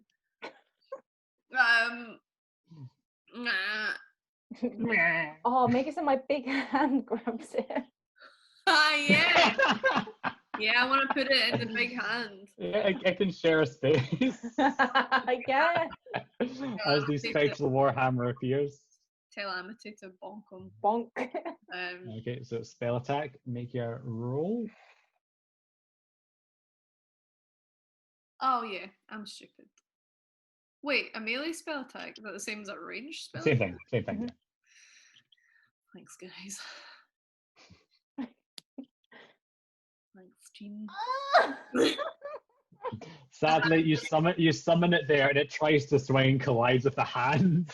Oh, the hand and spiritual weapon not really cooperating as well as you would hope they would. Oh, that would have been cute. It's a beautiful dream.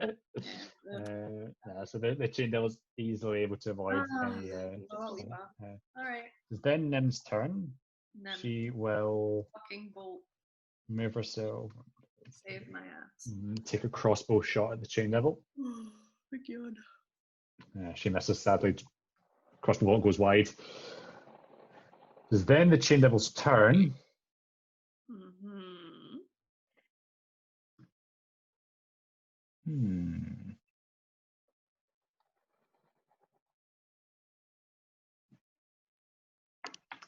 And another spectral chain will appear, this time underneath Amity. And it will streak up, and that is 17 to hit. Doesn't hit me. 18 beach. Oh, damn, yeah. So your mage armor protects you as the the spectral chain just comes streaking up these barbs along it, but the mage armor deflects it. You feel it pass just an inch from your form, these barbs scraping by. But then the spectral chain just kind of hangs there in the air next to you. Okay. The other one continues to with the chains up the cables. Lula's turn. She will fly up alongside you guys and take the dodge action. Are you guys doing okay? Yeah. Amity, you're up. You've got the chain kind of. I am like Snake Charmer style, just kind of wiggling to the side. I would like to move us away from the chain. Does this get opportunity attack? Does it get opportunity attack?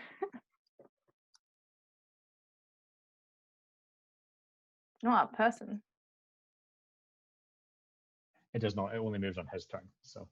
Right, I'm getting away from this fucking chain. I'm gonna move, just here, I guess. Sorry, where did you hide that again? Like here? Yeah. Just around the other side. Okay, and I will quickly put in a wee barbed chain thing here. Nice. It is 60 feet long, that chain, remember? Oh, God. Oh, no, you're right. Well, we can't get 60 feet away. So. Oh, shit. I am going to try and get the hand to restrain again for one turn. Okay. Strength saving throw. 18. No, maybe one day. Yeah, so a hand comes in again, but he is focused on taking you guys out of the sky. Fuck off, right, I'm casting my next turn, Shatter at fucking 3rd level. Okay, Shatter at 3rd level incoming. So that is a con save. What's the con on this thing again? 17. Succeeds, so he takes half damage from this. Okay. Also make your wild magic surge roll. Right, I'm gonna use another sorcery point to reroll. Okay. Oh, hold on. You said you're casting it. Is it normally a 2nd level Shatter? Yeah. Okay, fine. Yeah. Okay. So you're re-rolling the damage on that. Yeah, I'm gonna reroll 2 of these. 2 of the ones. Okay. So it becomes. Are we in control? Right. Yeah, you are very much in control just now. Yeah, so that is 22. Yeah, 22 damage. 22 damage is exactly what. Oh, it's half though. It's half Oh. though. No, it's not because it's what thunder damage. No, because he succeeded on the check. Oh shit! You're right. Ah! So you only need to So- level damage. Fuck. So the shatter goes off, and that kind of loud ringing concussive blast, and it passes over him. He looks up at you, like wounds looking really bad now, but still standing. Bastard. Joey, And get this bitch. Gonna get it. Jelly, you are up. Spiritual weapon. Oh. Okay, spiritual weapon, make your spell attack Really roll. hard. Alright, hold on. Gotta change tabs.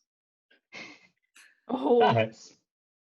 So oh, that DiMaggio's. One So D. 1d8 plus 4. Could do it. Could do it. Come on, roll high, my baby girl. No. Will it fuck? I'll push him up to... Oh, it's just spitting. Time to gong him. Time to gong. Yeah, he's getting gone. Boy. Getting gone. You told the dead, yeah? Yeah. 19. Fuck's sake. He's alright. So your next turn, Toll the dead. No! Spiritual weapon. spiritual weapon. Okay, make your spell attack roll. Spiritual weapon. Get him. Hits. Right, come on. I think it definitely will kill him. Yeah, it does, yeah. Oh, there we go. Oh.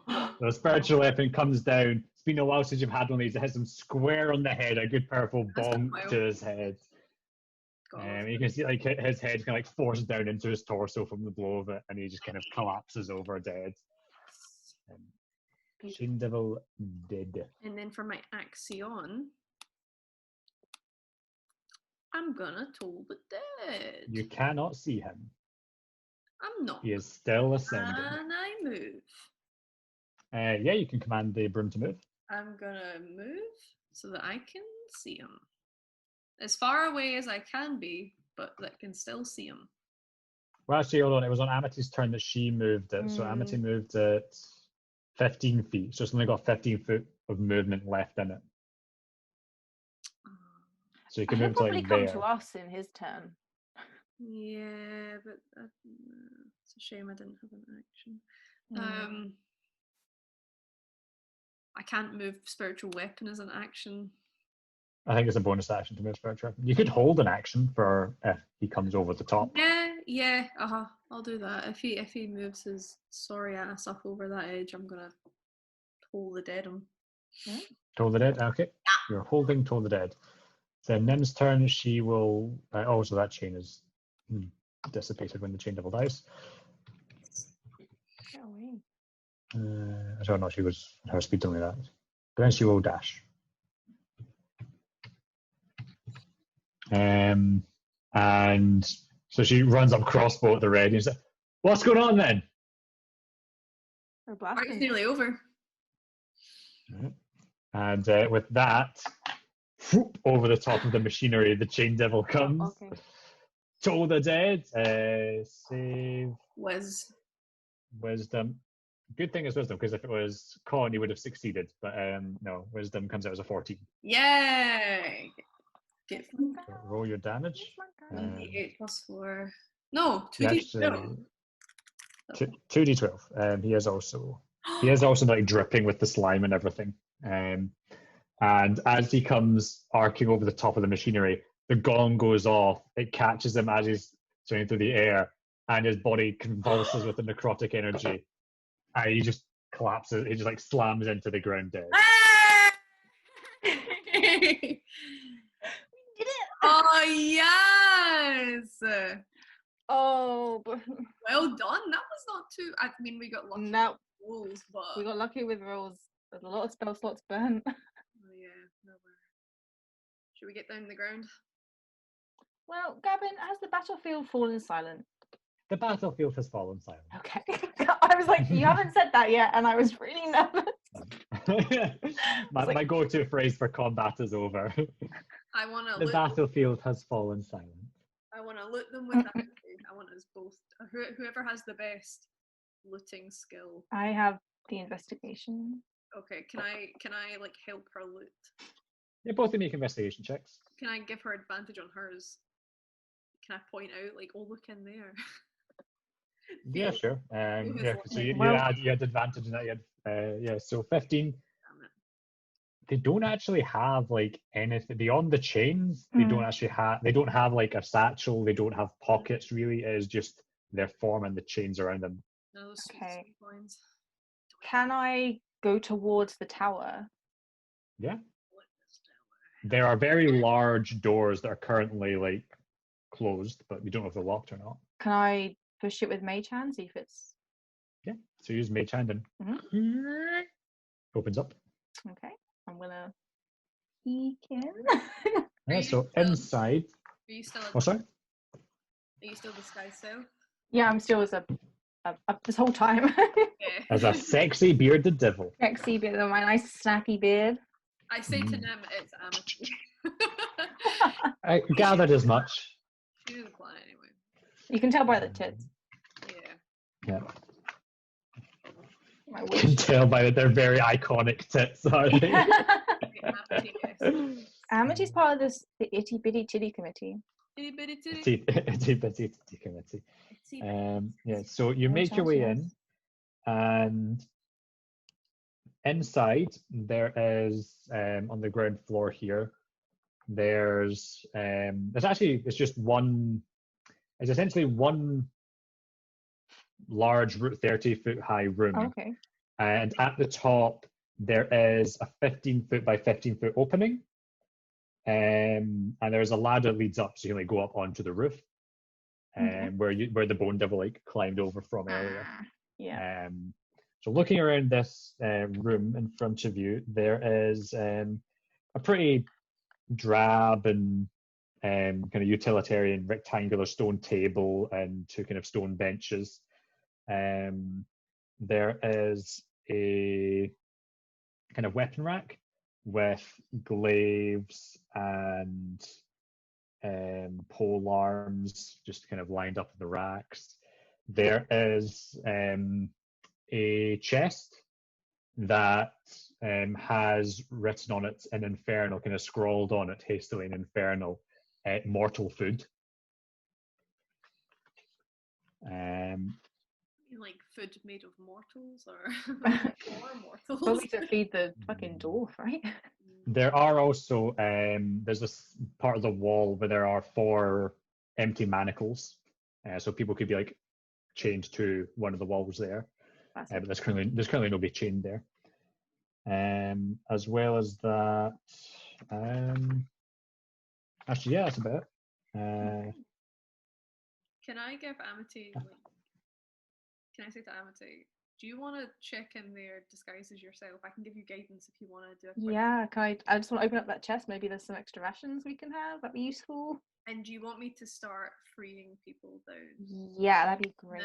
I know, keeping an eye out for that bone devil because it would come back. Yeah, we've got no time to talk to any of these people. We just gotta go. Get them in the demon grinder. Shove them in there. Do we have a room? Yeah, demon grinder's fucking massive. Demon grinder's big. I think it's. I can't remember its creature capacity off the top of my head, but it can carry a lot of people. Massive. Okay, that's a plan. Okay. Guidance. I'll go help you as soon as I can. Cool. Make a wisdom check so you can cast guidance. Oh my god. Wow. This is not good, boys. This is. Thank fuck. Okay, yeah, you're able to. You're able to get a wee bit of guidance off on Amity here. So Amity, we'll start with you. What are you looking for? I want to check for traps. Make an investigation check. Investigating. Okay, you look around. There's no sign of anything being trapped. All right, I'm gonna open up the chest. What we got? So the chest isn't locked. You just open it up. There are various. There's like flasks of water. There are some kind of old, moldy-looking rations. Nothing in there looks like particularly appetizing. Can I take? How many water flasks are there? Can I take those? There are 3 flasks of water you could take. Hey, they're mine now. And yeah, there's stuff in there that would be sufficient as food, but would be pretty unpleasant. Nah, I'll take that. We can just make our own. Yeah, I'm just gonna join Jelly and help free these people. Okay, so outside, Nim is kind of looking at the machinery and kind of looking it over. Okay. So you want all of them brought up? Yeah. All right, then. Start with the dwarf though, if we can.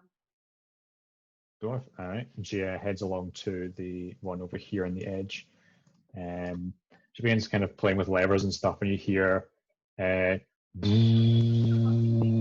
the cable begins to be wound up, and then the Durgar woman is kind of brought into view, bound and shackled, and you can see the shackles. There's kind of like glowing runes on them as well. Oh, but can I do like some sort of? Yeah, can Can I investigate them? Can I bring all of them up just now to at least have them all up? Okay, so Nim just goes on, all of them come up. So you have a Nikoloth, a Yugoloth, an Imp, and the Durgar woman kind of dangling in front of you. And the Imp is kind of like rocking back and forward, like, oh, you've really done it now. I'm really going to get it for the big boss now. Well, you can go back down if you want. I don't know what to do now. I'm not making your fucking decision for you, man. What do you want to do? You want to come with us, or you want us to go back down? Why do you? Oh no! Ignore Think about it. We'll come back to you later. Have some thinking time. And the Yugoloth is kind of like trying to push against the bindings, like, oh, you came, thank you so much. They're all down like upside down as well. Oh god. I say to Amity, do you know what those runes are? Are they like? Yeah, can I get close and like investigate? Yeah, make an investigation check. Del guidance, I think. Do you know what does she? If not, I'll cast it again. Oh, I think. Do I still have guidance? We'll say yourself guidance. I'll use it. These shackles, they do not appear to be trapped in any way, but there's a magical element to them. Go ahead and just make a general intelligence check. She knows how to pop it. Nope. Can I try pop it? Are you trying to like? Can I try like see if I know how to deal with it? I mean, so as you're kind of discussing this, Nim goes, I think there's a release on the console. Oh shit. Okay. I think it's a third level spell. I was about to crack open some holy water. You just douse it. Okay, yeah. But the issue is that it kind of like extends them out over where the walkway should be for the Durgar and the Imp.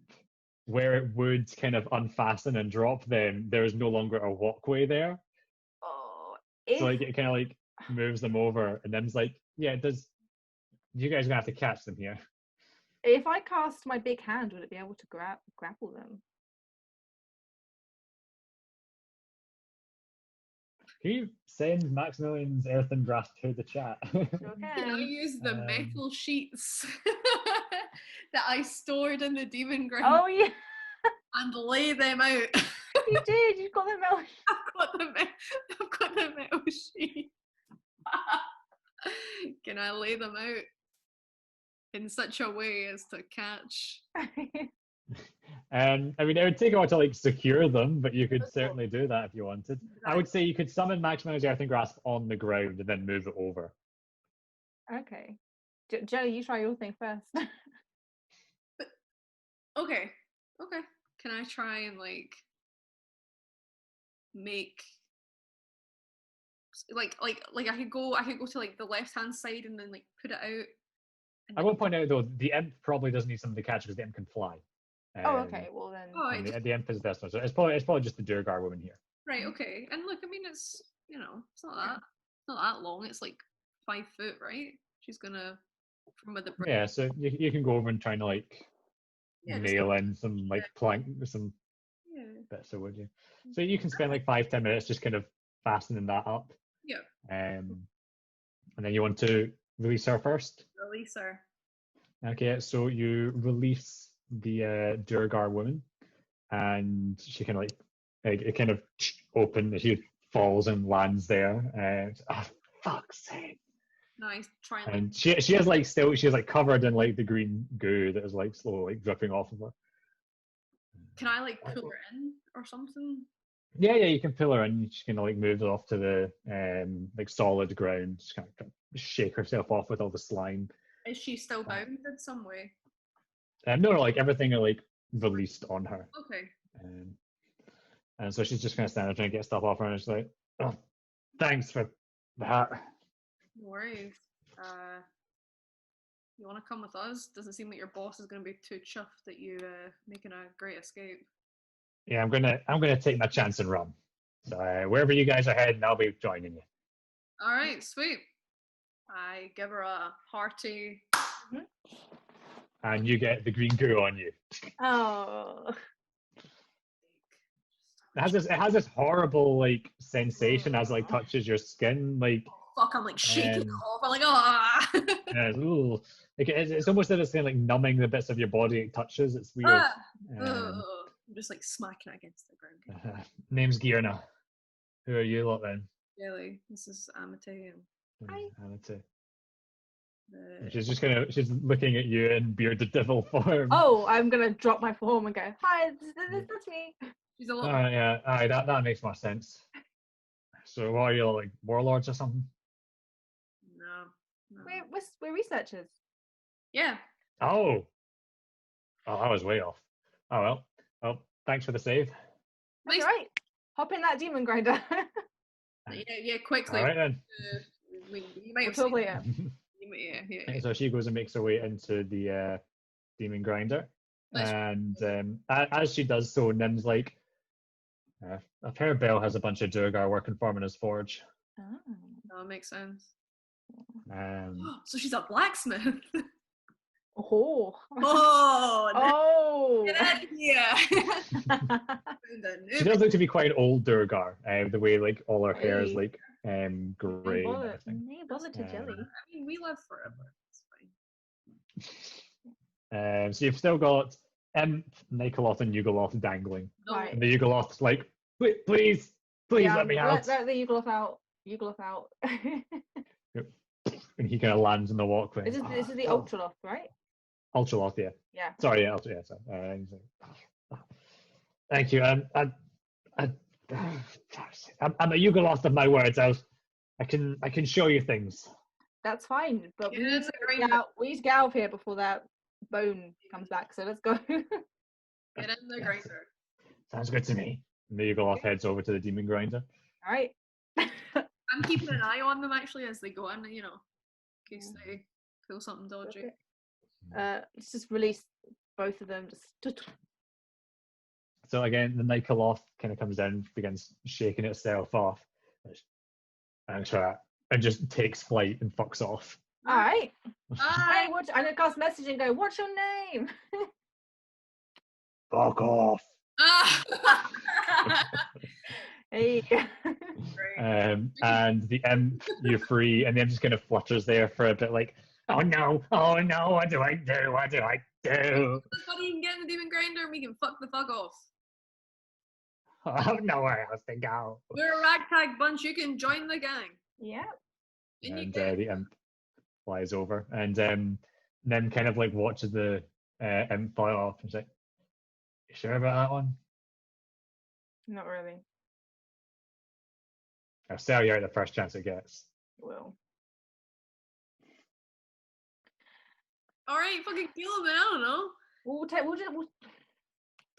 to safety and then say, make your choice. I mean, he could just leave right now, right? And he could fly away and tell people all about us. I mean, but we said our names in front of them. Would he have heard that? Yeah, probably, right? Probably within earshot. Oh, okay. So better keep him close, right? Yes, that's a good point. All right. Get him in the grinder. Get him in the grinder and let's And as you head back to the demon grinder, then just kind of gesture to like her silvered bolts and her crossbow and say, just saying. I like doing them. I like the way you think. Hey, I don't want this thing going back to Bell and trying to get a reward at turning us in.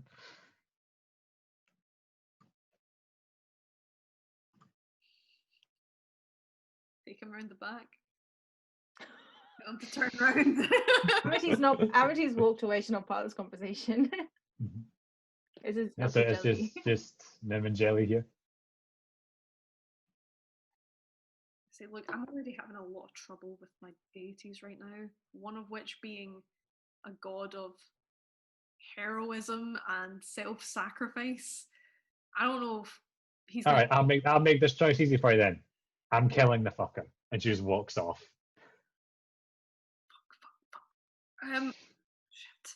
Shit. Nim, wait. She's like halfway into the demon grinder. Like, what? Fuck. All right.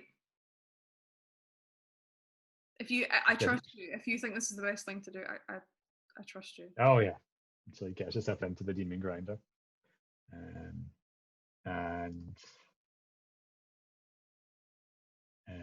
Yeah. Are you already in the demon grinder, Amity? Yeah, I've been in there. Okay. So there's trying to refamiliarize myself with. Yeah, you're looking over the control, and as you're focusing on the controls in front of you, you hear the crossbow go behind you, and you turn around, and the imp is like dead, like against one of the like walls, just with the silver bolt through it. Nim, what the fuck? Like, I'm not taking any chance to this fucker. She like reloads her crossbow. You got a chance to save him. Fuck me. That was our fault, though. I'm making my way to the demon grinder. And if I see it, like as I get in, do I see the imp? Oh yeah, his body does disappear because this is its native plane, so it's just like there, like with the silver crossbow bolt through it. I take it and I just chuck it into the goo. Disappears below the undulating sea of goo. I mean, it's a silver. Oh, you keep the bolt. You just return that to Nim, do you? I return it and I say to Amity, we need to be more careful. Could have been useful to us. He could have had some good information. He also could have sold us up the river. I guess, but it could have been useful before that. Could we have trusted anything he said? No, I guess so. Imps aren't really known for their trustworthiness. I think you should give him a chance, though. I'm kind of like looking at Nim, looking at Amity. Oh, are you doing this conversation in front of Nim? She's in. I take it she's in the demon grinder. On the demon grinder, right? There's probably enough room in the demon grinder for you guys to have a kind of private-ish conversation at the front of the helm. I think that was the right thing to do. Is Nim just gonna keep killing people that she doesn't like around? No, I don't know if it was that. I think like she knows this place more than us. She knows about imps more than us, and I admit I wasn't sure if that was the right thing to do, but I kind of trusted her on it. Do you think that was silly? I mean, I trust you. That's why I'm here. That's true. Don't worry about it too much. Hey, you all right? We can talk about it later when we're not, getting pursued by a bone devil potentially. Yeah. Let's find some place far away from here. Like that obelisk. Like the powerful wizard who might save our ass if we're lucky. Hey Nim, can you drive while we talk to some people? Yeah, but like Torment was just over there, so it's short drive. Right. Okay. I'll do a short drive and we'll rearrange, I guess. How are we going to rearrange? Who's going where? You've now got Gearna with you. I don't believe you guys asked Eagleoff's name, but no, not yet.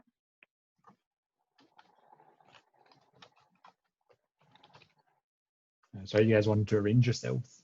I don't know if I want. Just same as usual, but extra folk in the demon grinder. Yeah, I'm fine being with all that lot. Are you sure? There's a lot of people in there that we don't.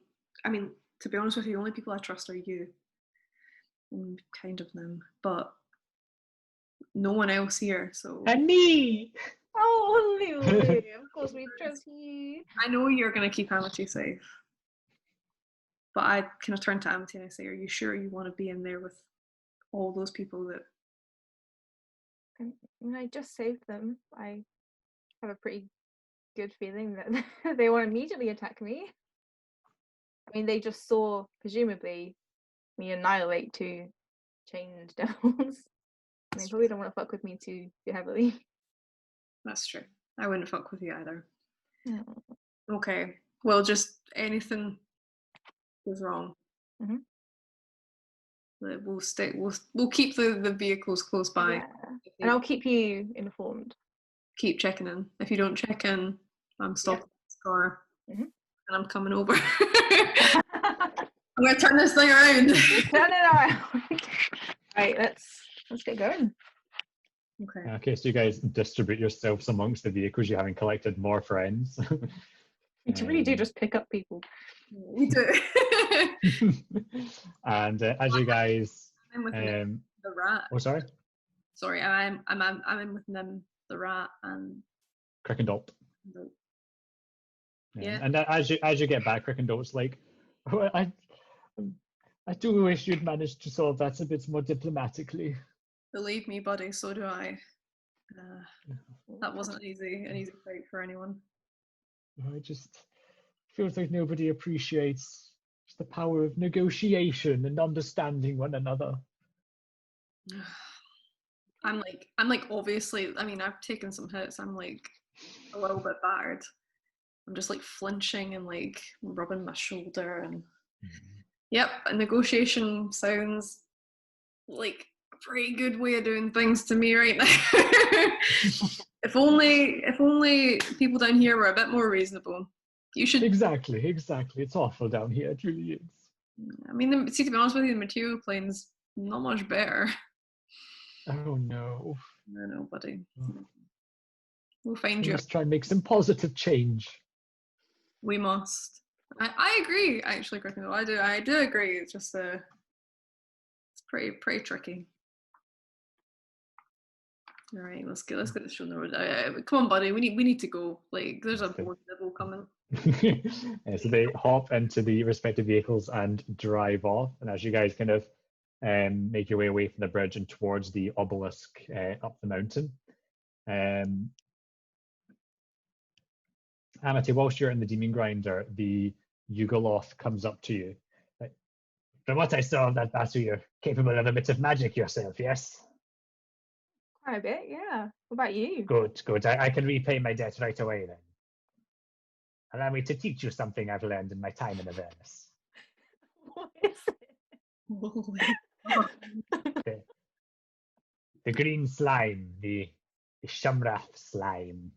Yeah. It has some semblance of intelligence left in it. You can create homunculi from it. Are you familiar with the beings? Am I? Make an Arcana check. What the fuck? Yeah, you're aware of homunculi. They are essentially like fleshy golems, and they come in various different forms. And they are kind of like familiars. But you can't just like resummon one if it dies. There's like you have to like create a new one essentially. Okay. It's just kind of like an extension of your will. Anything it sees and hears, you can see and hear. You can give it like very basic commands. Like very kind of simple fleshy golem, very small, usually kind of like a foot tall.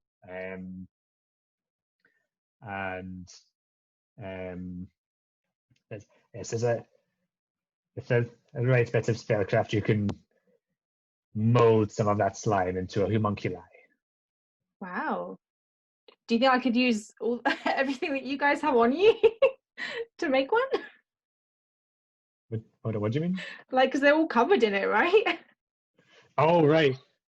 No, probably not. There is an area where the terrain around the Shummrath pit descends a fair bit. You can get quite close to the surface of the pit from there. You can collect some up, and you could do the ritual at the side of the pit if you'd like, and create yourself a homunculi. That's fascinating. Wow. But it's far easier to do it from that slime than normal procedures, simply because the slime retains an essence of intelligence of its own. Wow. That's really, thank you for that. That's amazing. If we have time on wherever it is you're heading to, I can teach you the basics of that, and we can consider the debt repaid, and I will be on my way. Absolutely. What are you down here for, if you don't mind me asking?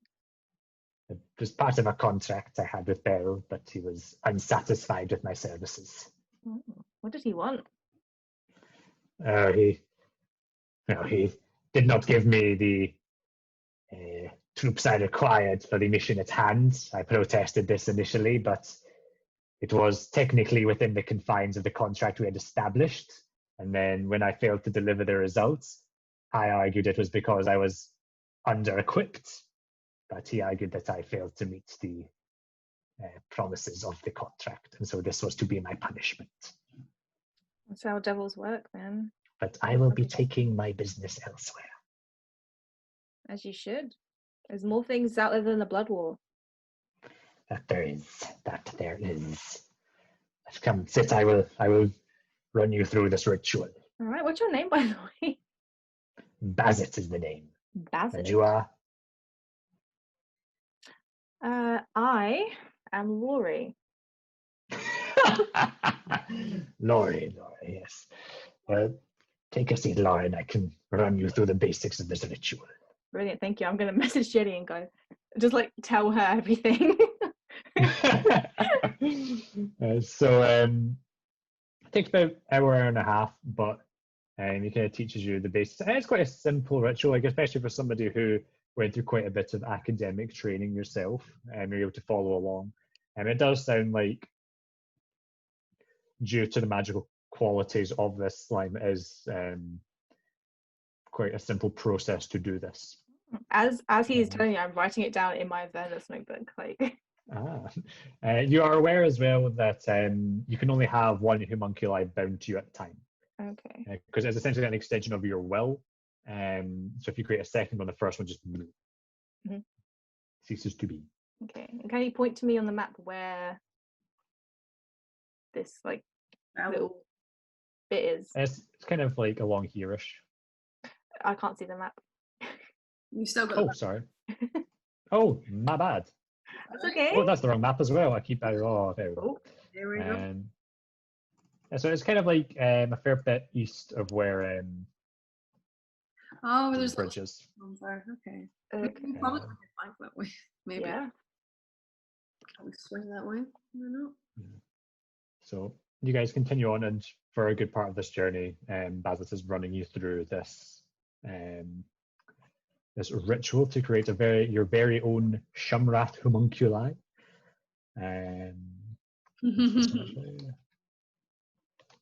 Check if these guys. That's the wrong tab, Gavin. Wrong number. That's the wrong number. Oh, come on. Where is it? Where is it? Yeah, fine. Yeah. And actually, as soon as he is done running you through the ritual, you're still traveling along. As says, so we consider the debt paid. Absolutely. Good luck on whatever you're doing down here. Yes. And good luck to you too. And with that, he leaps from the side of the demon grinder and takes flight, just levitating off into the distance. Okay. I tell he's gone. I look back. Do I see him? Then you can see him kind of flying off into the distance. Goodbye. You hear the voice telepathically in your mind, Jerry. Goodbye, little one. Aww, that's cute. Thanks. Can I talk to Gora now? What's her name? Girna. Girna. Girna. Girna. Any more object to say to her? Can I just ask, so what are you doing down here? What's going on? Oh, I'm a runesmith. I've been helping with, I have been made to help with things Belle's been working on over the past couple of centuries. Been here for a long time. Oh, yeah. Well, Me and my friend are from the mortal plane. You got a way back? We're working on it. We've got a few things we want to do here before we get back, but it's a possibility. I have no promises, obviously. I don't know if we're even going to get back in one piece, but if we're back, you can be back.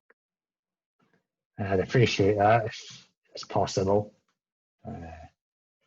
Anything's better than chained up in that forge working away for that bastard. Yeah. What kind of things is he making you do? What kind of things are you working on? If you don't mind me asking. We've been working on the Solar Incidiator for a while. I've been working on the Avernus. It's a big prison, basically. So the Solar Inciderator, did you say? Solar Incidiator, yeah. And I describe the one in El Toro. How do you describe it? I say something that's either a really big glowing orb in the sky like a second sun, or the reverse that spits out a load of lightning. Right. Well, depends how you set it up. It's basically a sort of prison for you stick like an angel in it, a powerful celestial being, and depending on how you've got the runes set up on the inside, you can use its life essence to power various effects. Did you make one of those like 50 years ago? 50 years ago. We've made a few now. What kind of celestial beings are in there? Angels, usually. Like, where do you get the angels from? I don't know that part. I just make them. And what happens to the angel when it goes lightning-y? Well, that just means that there's been a shift. The functionality has been changed. If it's gone from, like you say, sort of some sort of radiant energy to a lightning energy, that has been a designed change, most likely. Whoever was operating it wanted a shift in what the Incidiator was doing. Fuck me. So how would you go about releasing that angel from that prison if it's already in one? There's a series of locks around the equator of it, essentially. But the locks for each one are unique, usually very well guarded locations, top secret kind of information. The one that is going at a slower pace than Bell would like, we haven't finished the locking mechanisms on that. So the one that's under construction just now, there aren't finished locks for yet. Do you know what that one's for? Like, where's it going to go? I don't know. We just get told to make them. Interesting. Fuck me. So, sorry, so there's locks, but where are the locks? So around the equator, like the kind of circumference, like on a band around So the of center. the actual... It's like a big sphere, basically. Okay, You've got of the Insidiator. Yeah, the Insidiator itself is a big sphere, and once it has locked, once it's trapped the celestial within, you've got this band around it that has equally spaced out 9 locks. And once you have the keys, you can put them all in and unlock it, and then it'll let out whatever celestial you've got imprisoned in it. All right. I mean, I just feel like I know the answer. Where are the keys? Don't have a fucking clue. All right. Thank you for that. I'm a scholar, I'm a researcher, so it's really fascinating. I'm writing it Well, hey, down. you got me out of a pretty nasty situation there. So yeah. And I'm gonna give me a second, message Jenny and go, there's an angel trapped in the fucking thing outside the door. What the fuck? Like, is it alive? Yeah, I assume it has to be alive to power it.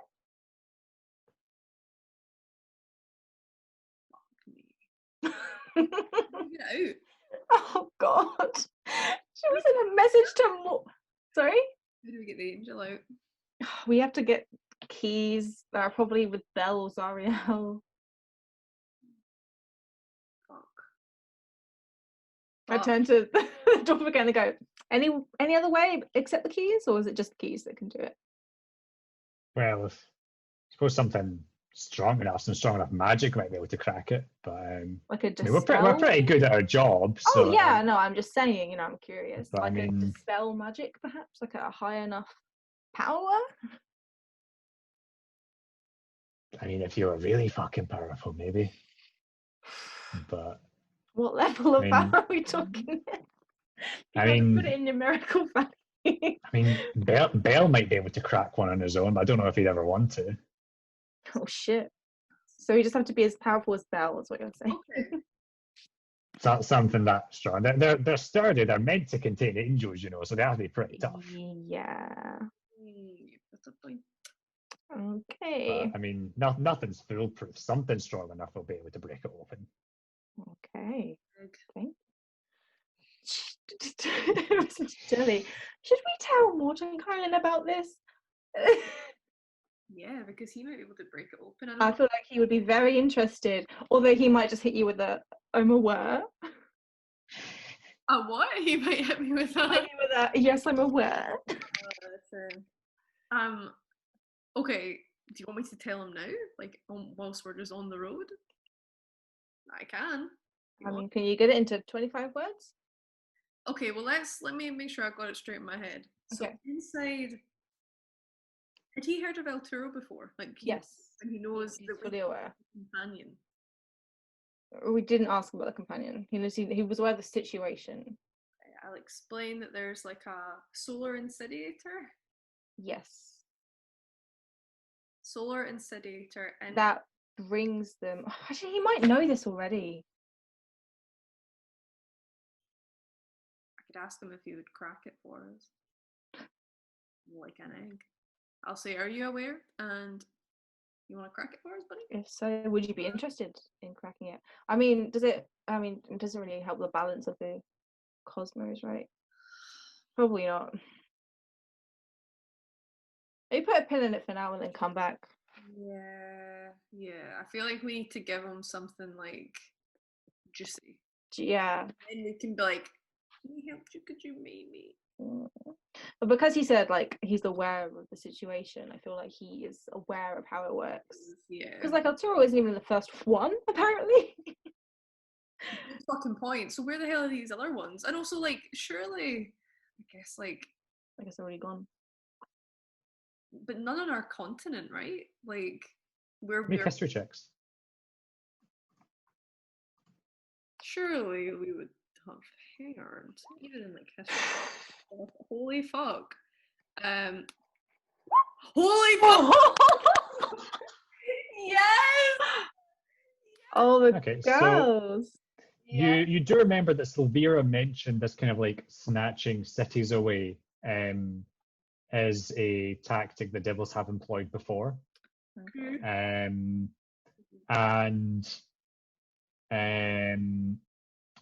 Amity, neither of you recall instances of don't give me that look, Sarah. There's more coming. Neither of you recall instances of this. Neither of you recall instances of this occurring in like anywhere near you on your own continent. Mm-hmm. However, Jelly, you do recall a story. I'm just checking something.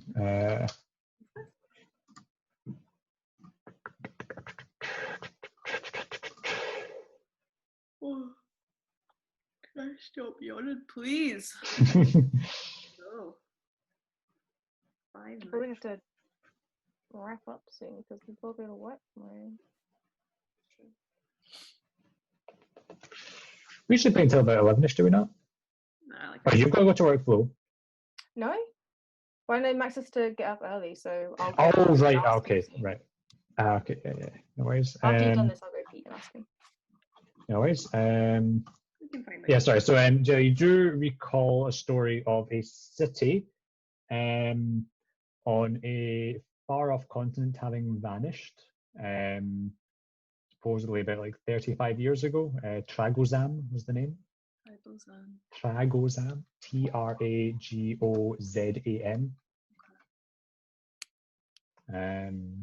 But that comes to mind as a city that kind of vanished. You've heard like stories. Say that to Amity. I guess it has been used for a while then.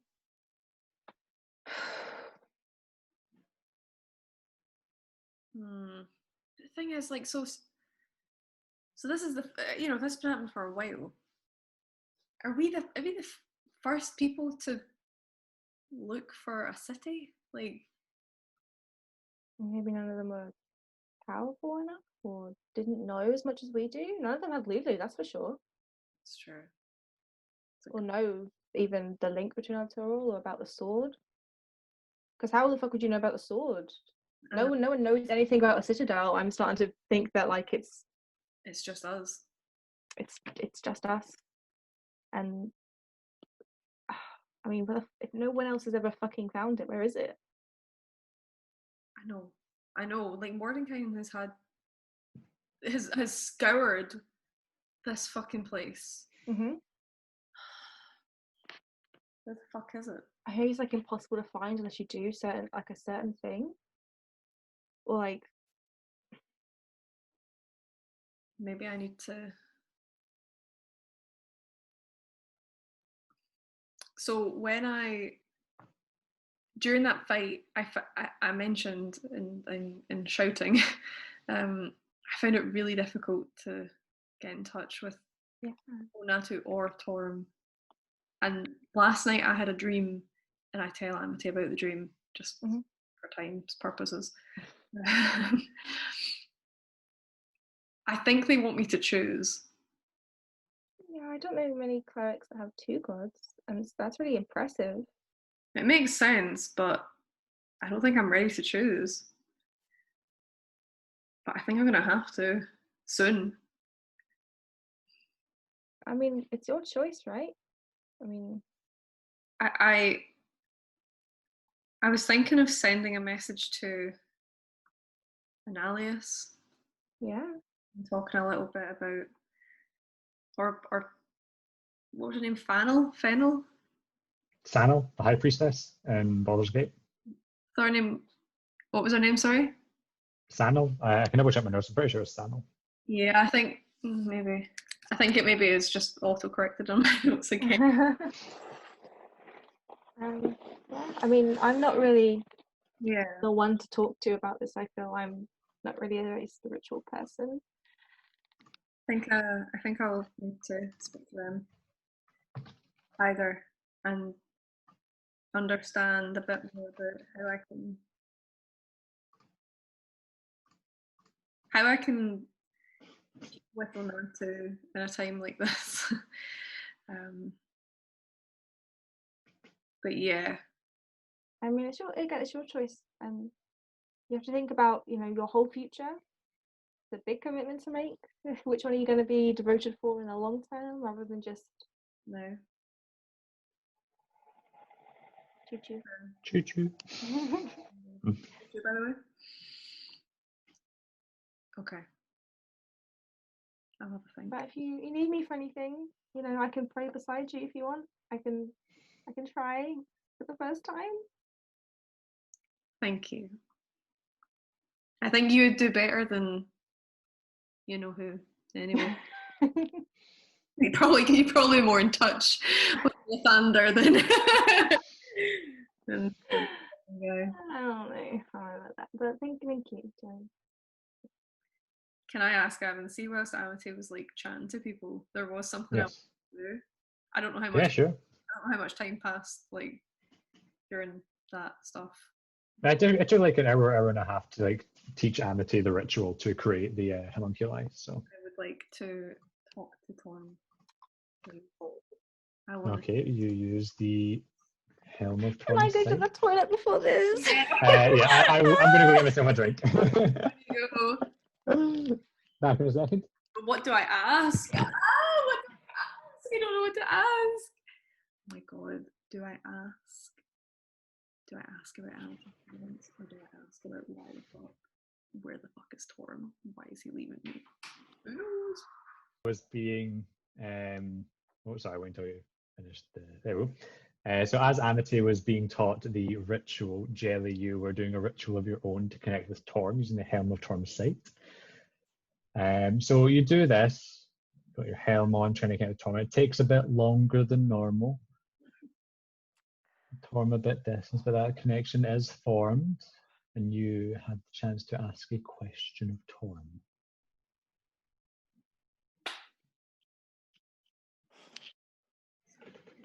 Now that I've got your attention,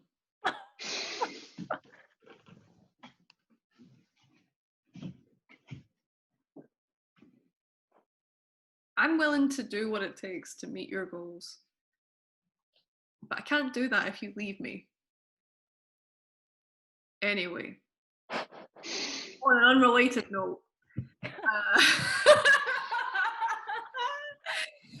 So anyway, here's Wonderwall. Good days. Say, bring it all back to you.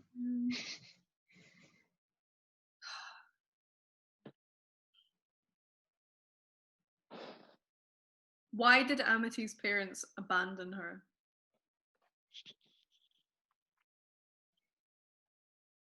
Good or bad reasons?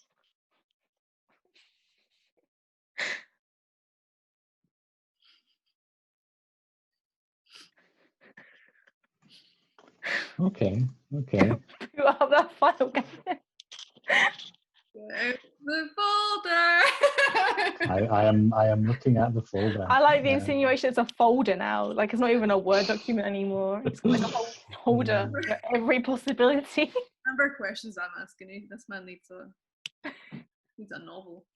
He's a lever arch folder. The answer to this question it's making or breaking my plan. More than cast locate creature and wait for a thing. Oh, I'm that nervous dog right now. So,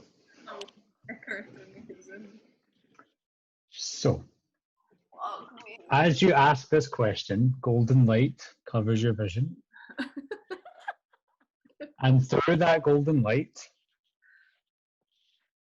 a scene apparates before you. It's kind of blurry, but pushing through and seeing as much as you can.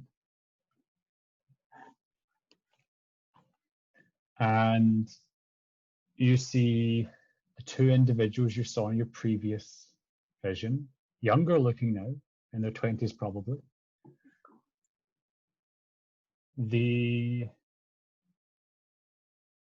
orange-skinned tiefling woman is looking at the pink-skinned tiefling man.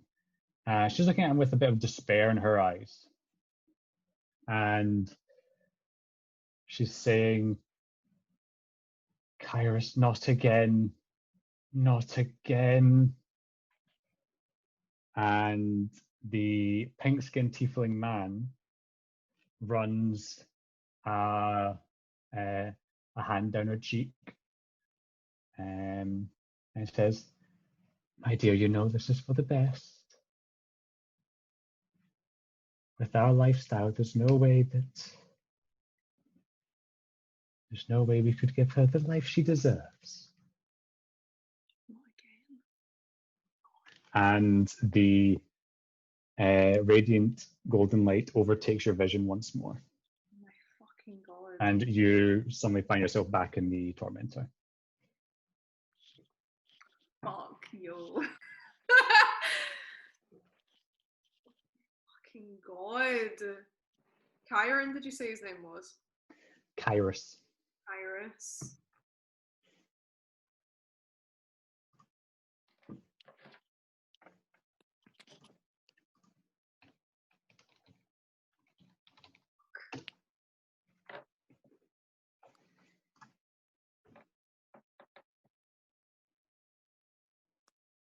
I put the spelling so the guards go to hell chat.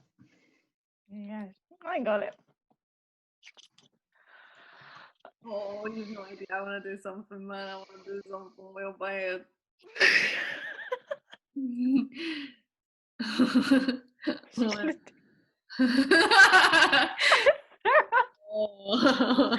Do it. I'm gonna cast Sending to cast.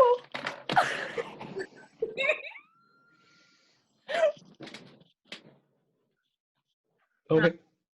And I'm gonna say, Kairos, you don't know me. I have someone you will want to meet. I'm in Avernus. Call me Laurie. Where can I find you?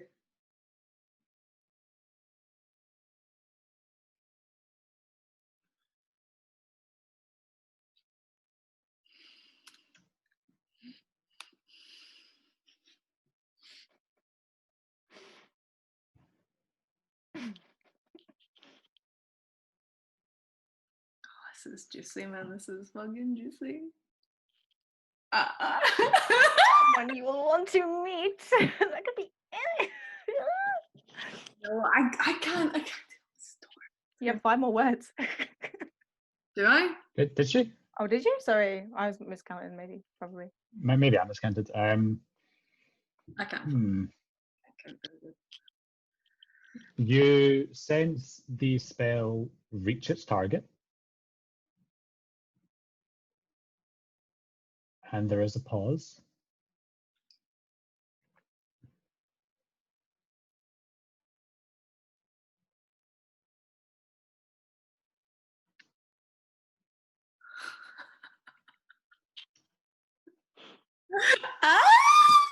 Why did I do that? It's so good. It's so good. Too bold. It's so good. I would love to hear if you're like, hi, it's your daughter. Jester style. Yeah. Hi, Dad. Dad.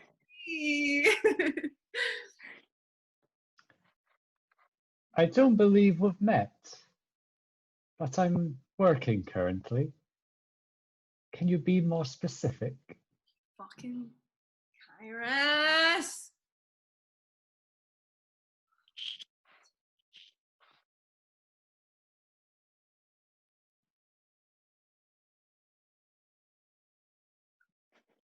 Okay, I cast Sending. Shit. I'm a fucking fool. Same.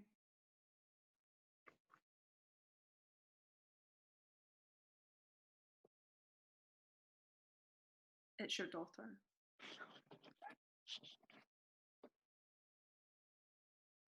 I trust you. She's safe. I'm a friend.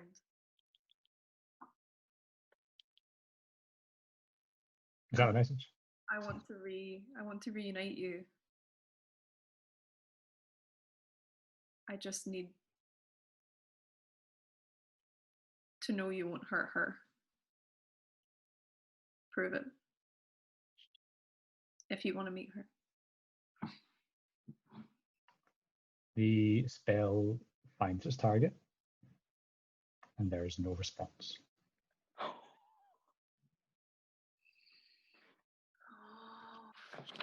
fuck.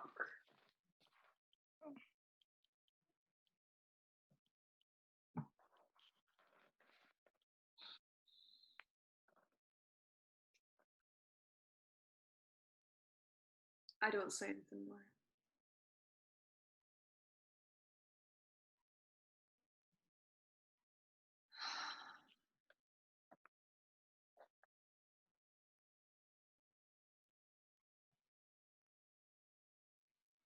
Son of a bitch.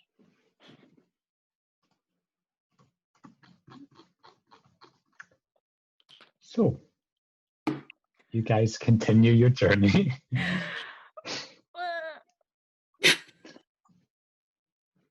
And after another couple of hours, you are now approaching the foot of the mountain with the narrow switchback path that ascends. And Nim turns to you, Jelly, leading the way in the Tormentor. And says, I look at that path, they're not going to fit these vehicles up there. I think you're right. All right, I kind of like gesture for the demon grinder to stop as well. And is there a place anywhere actually here that can at least like tuck away to the side or something? Yeah, it's pretty rocky and hilly and all that kind of around here. So there's plenty of places to kind of park up. Okay, You are kind of at the kind of mountainous, you're at the foot of a kind of mountain in a rocky area. So. Okay, I say we should maybe like kind of move into the side a wee bit and then get out. You guys kind of park up, kind of hidden from view from most angles. Yeah, I get out. I kind of look up and I'm just kind of like to people in the torment. I'm like, do any of you guys want to come see this wizard for either our purposes or for your own? We could go. Nim says, I'll stay with the vehicles, keep an eye on things down here. And Yiga says, much the same. I'm not really interested in any of this mage stuff. And Crickendalt, I think I'll just stay down here as well. It might be a bit dangerous up there. All right, look after each other. Any of you fuck over Nim, I'll kill you. And then I head to the demon grinder. Yiga's like, understood. Let's head over to the demon grinder. As we stopped, I'm gonna just explain to the dwarf that we're gonna go and meet this mage. Are you okay to stay here? Yeah, I'll stay put here. You got like a weapon or something so I can defend myself if anything comes? Oh, I get the hellfire halberd out of the bag of holding. Oh, okay. She sizes it up in her hands. She's like, I can use this. Yeah, you can. I can't wait to see you in action. Yeah, I can use this. Yeah. I'm gonna hop out and I'm gonna be like, Jenny! Hi, Amity! Hi! Wait, when we get out of here, we should definitely go to the ooze, the fiend ooze, because then we can get these the little guys. Little green guys. Yeah. So you feel like you feel confident that you can do it? Yeah, the guy taught me that he yeeted himself out. I saw him. I said goodbye, and he said goodbye to me too. You seem really happy. He was a man of few words. Yeah, but seemingly so. The ones that he had. One. You trust the dwarf? Yeah, she seems pretty trustworthy. I'd never insight checked her actually. Can I peer in and can I say to the dwarf, you're not gonna fuck us over, right? You're gonna. Where am I gonna go? So we can trust you that you're gonna stay put and not fuck us over. Yeah. Insight check. Go ahead and make an insight check. Remember, I can reveal her true intent. You have advantage to determine true intent. If he fucking chooses, he's been a little bit. Oh, doesn't need it. No, she can't. She's coming with us if she's going to be a menace.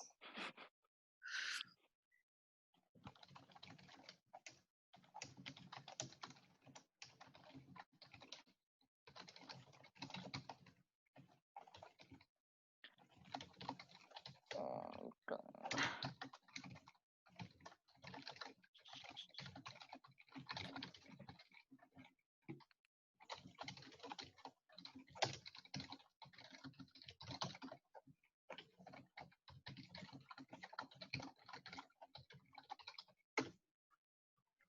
There you go.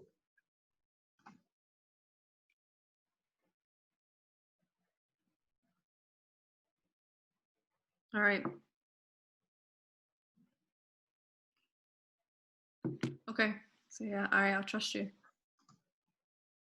Right, I'll be here. Cool. And Lulu flies down and says, I'm coming though. Oh, of course you are, Lily. Get in there.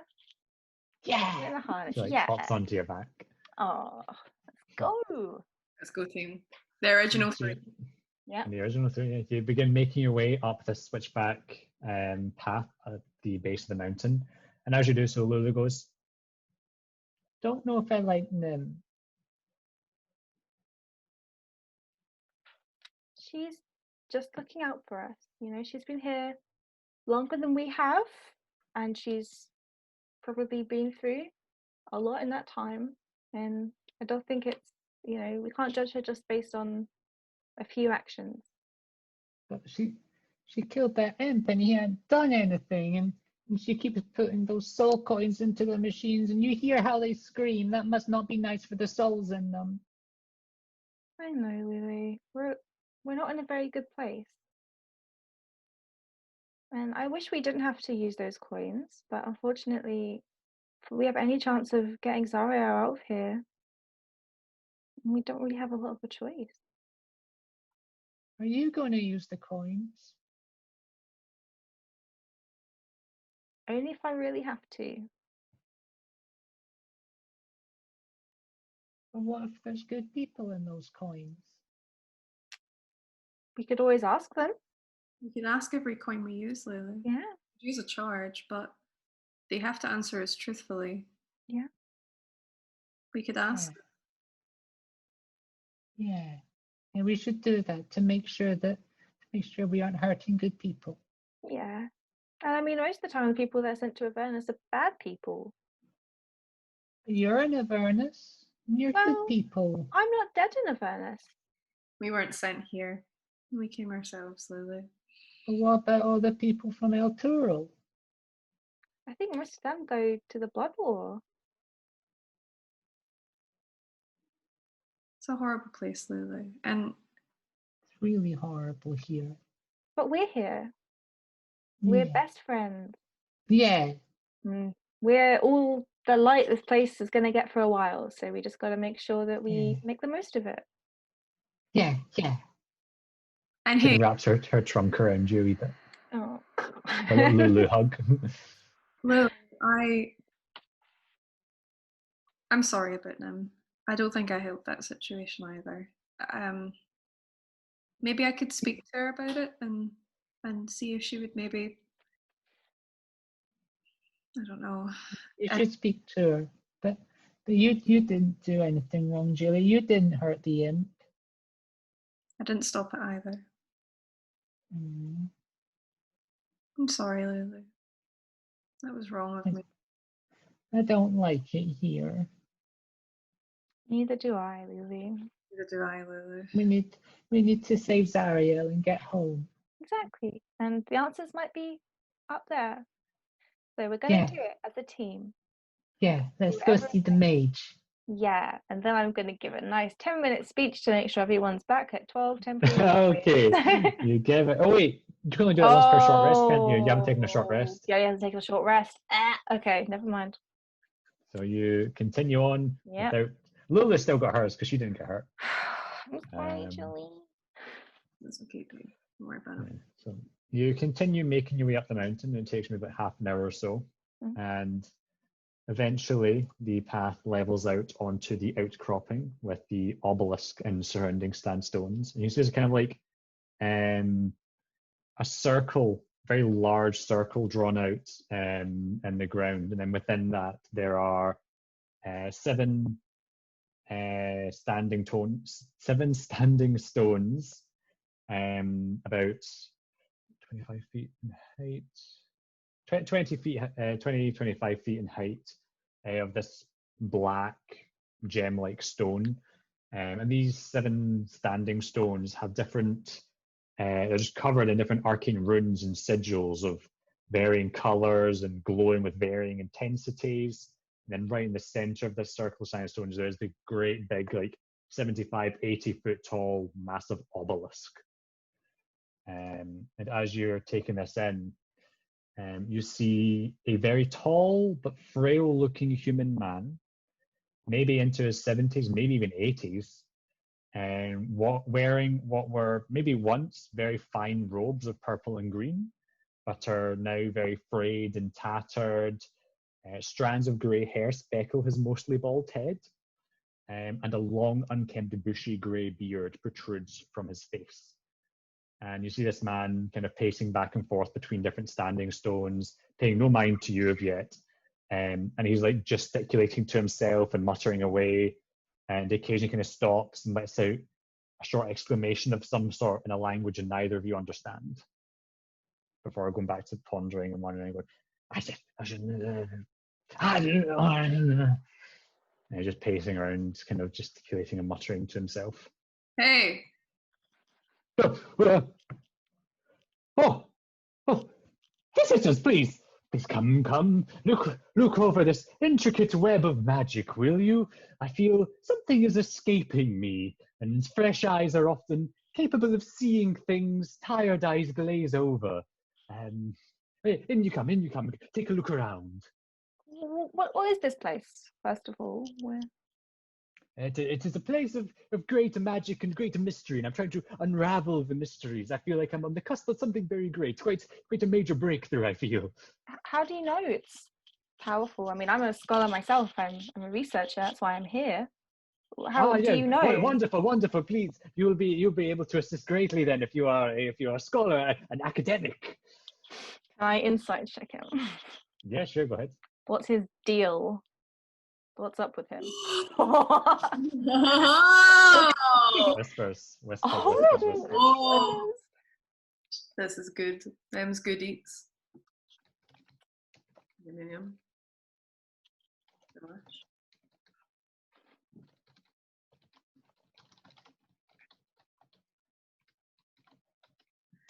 Them's good eats.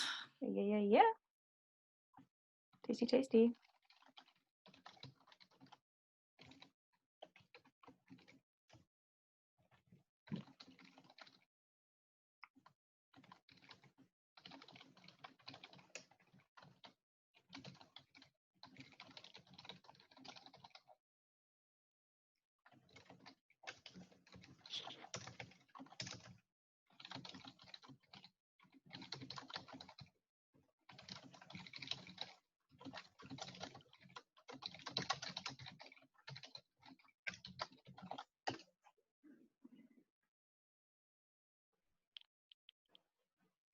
There's your whisper.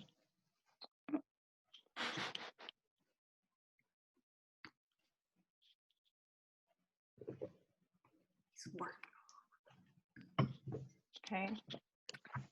Look, I'm a scholar and I'm really good with arcane shit, but I need to know it's being done for a good reason. Yes, well, I haven't quite worked out the specifics, but there is great magic here. It must be capable of some incredible things if I can just crack the last few things. Yeah, I have various working theories that I feel are so very close to completion. Okay, I'm gonna look around. Yes. Take a look. You can feel the magic radiating from these. I'm not getting close to this dude, and I tend to get in. I'm like keep a distance. Okay. And you're taking a look at the standing stones and obelisk? Yeah, I'd like to look around. Okay, make an Arcana check. Do I know? Okay.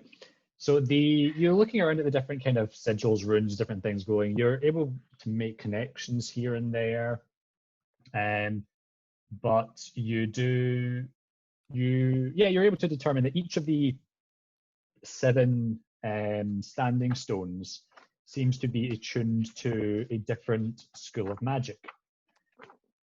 There is, if I can find the right page here. Yeah, there is an abjuration one, a conjuration one, an enchantment one, an evocation one, an illusion one, a necromancy one, and a transmutation one. So is that abjuration, conjuration, enchantment, evocation, illusion? Yep. And then necromancy and transmutation. And you're also able to determine that you're looking over the great big obelisk in the middle, and rather than radiating magic of any particular school. It is actually blocking out divination magic within the confines of that kind of circle etched out in the terrain around the standing stones. All right. So there are seven standing stones attuned to different schools. The 7 we ran through there, and the great big obelisk is blocking out divination magic within the area. Okay, I'm gonna message Jelly and say, like, explain and just be like, look out, because if you step in a circle, I don't think a lot of what you do is gonna work.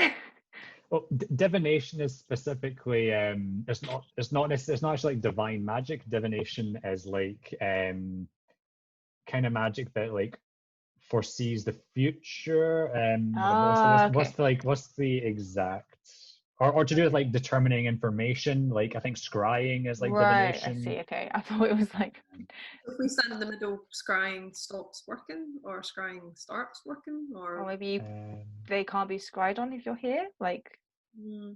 like how our earrings work, or your braces as well. Mm-hmm. Okay. I guess I'll just explain to him what I've gathered.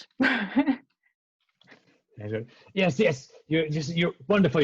You've clicked onto things so quickly. I think together we can really put this all to rest. We can work out what is really going on here.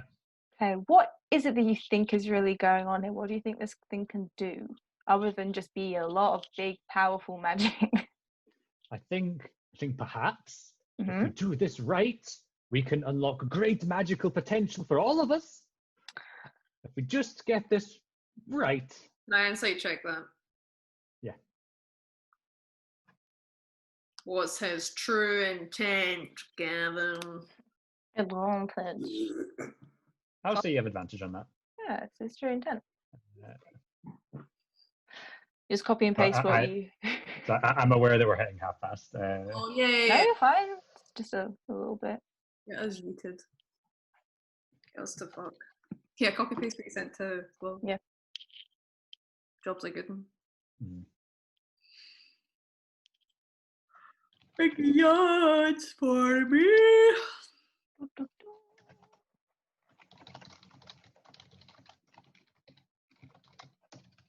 Bum, bum, bum, bum,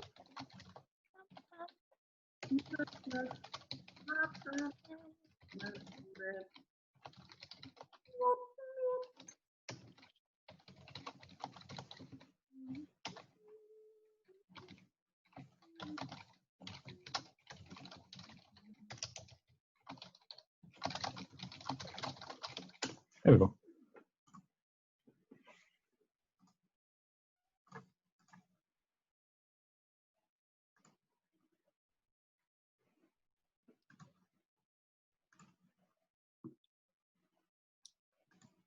I don't believe you.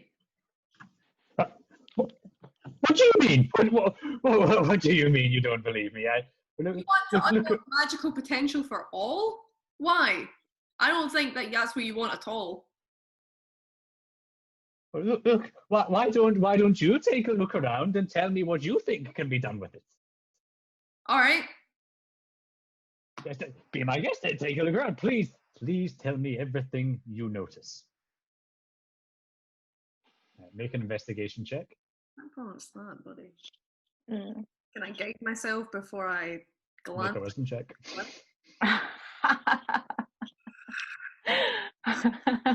Also, what skill does guidance belong to?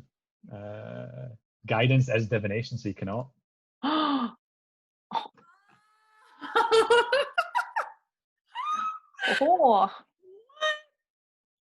Oh, that's good. Well done. Well played. Divination magic is suppressed. Well played. That's GG. That's a medicine check you made. Investigation.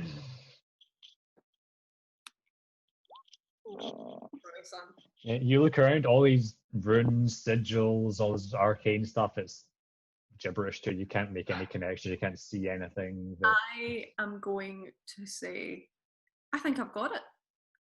Here, come here, look. And Make a deception check. And I start like bullshitting patterns that I see as if I know what I'm talking about. Okay. So Oh, please, show me, enlighten me. And he's like frantically looking around at everything you're pointing out. You're usually bullshitting things. I'm bullshitting. Yes, I see. Okay, right. Maybe I need to adapt the theories I've been working with. Perhaps there's a little tweaking I can do here. Please, could you, I could do with a little assistance in trying out a couple of these theories. Not Can one. Amity think to herself about what this thing could do? Make an investigation check as you kind of wander around. Oh. You do see some connections here and there between different standing stones. You're thinking, oh, maybe these are part of like a larger intricate web, but looking around, you don't see any obvious sign of what it could all be leading towards. But there is signs here that things are interconnected to some degree. Okay. I ask him, what are your theories? Well, I think perhaps if I were to channel magic into the obelisk itself and used various standing stones in different combinations as conduits or catalysts for the magics contained within them, perhaps we could unlock something within the obelisk. You see, the fact that it is suppressing divination magic, perhaps there's something within the obelisk that needs to be shielded from prying eyes. Do you think it is good that we open it then, if it's been protected? I think we must endeavor to find out what is in this obelisk. So I must determine the secrets of this little puzzle. How long have you been here, buddy? I can't quite remember. Mordenkainen said so. Mordenkainen said you've been here for a while. Mordenkainen. Mordenkainen. How does he react to that? Would he be interested in taking a look at this? Somebody of such vast intellect may be able to illuminate things quite well. Yes. Unfortunately, Mordenkainen, you are acquainted with Mordenkainen, then, yes? Yes, quite friendly with them actually. Yes, yeah. Could you bring him here? If you could do some things for us, maybe we could pass on. I could. What would you like done? If you are able, make a deception check actually on the friendly with Mordenkainen. Oh my god. Oh yeah, jellies. Absolutely not.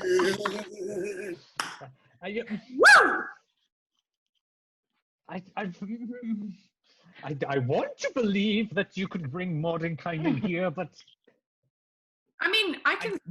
He's said that I can message him whenever I've got things to say. So.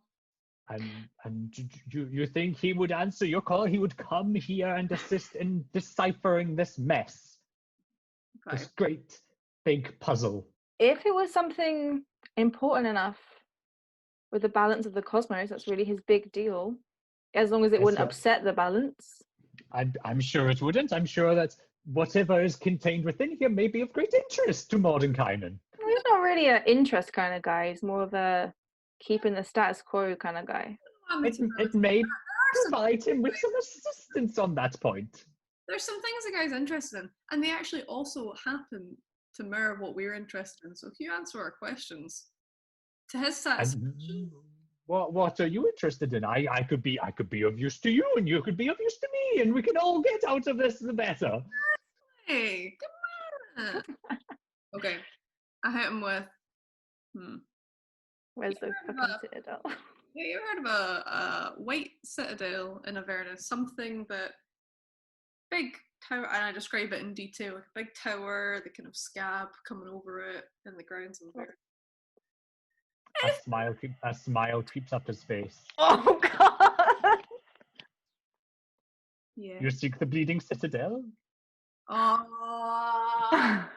How do you know about that? I've been around a while. I have my means of gathering information. I could certainly be of use on that. Fantastic to hear. Sure, Morgan would be very pleased if you could just, give us a ballpark. Yes, and I can do that as soon as you help me with this. Right. We'll help you with one theory, and you'll tell us everything you know about the Citadel, because there's a lot of danger. As soon as this puzzle is complete, Right. I will tell you everything I know. I don't feel this puzzle's going to be completed. I feel I'm so close, though. So very. I've been trying for so long.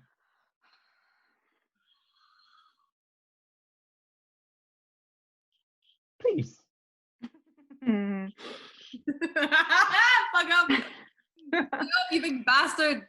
Fuck off. The Bleeding Citadel. The Bleeding Citadel. How'd you know about it? Yeah. It's kind of weird, a lot of people have been around here for much longer. You. And you've been nothing. You've been busy spending your time with this, and you could just be making this shit up. I know a few interesting things about the Bleeding Citadel. You're making this up, man. I don't know if I believe. No, I'm not making anything up. Amethyst. Come on, you told us a name. You could pick that from your ass, man. Yeah. You get more than kind of. I know. I was informed of the Bleeding Citadel. I am aware of it. I am aware of certain things. I can be open with you as soon as we are done here. Amity's going to turn to Jelly and cast message. He's going to say, It's message divination. No, is it? I don't think it would be. No, it's transmutation. Transmutation. Just going to turn to Jelly and say, I'm going to try something. Just get ready in case it goes bad. Okay. Get ready. Put those dukes up. I'm just going to turn to the guy and go, I don't find your disguise very convincing. Make a deception check. Oh, baby. He's not a fucking human. He's definitely not a fucking human. Amity. He's not, no way. What if he's like Incubus? That's my... It would seem you are a rather astute one, aren't you?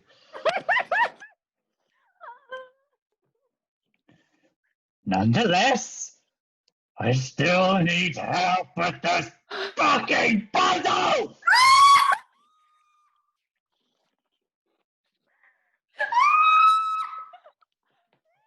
I can be of use. Just help me. Who the fuck are you? And you see his form shifts, and he grows in size.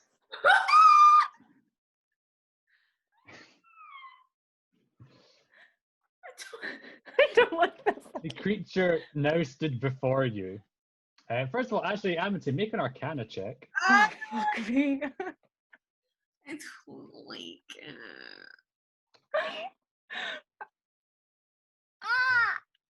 As soon as he starts moving, I just want to have my warhammer in my hand.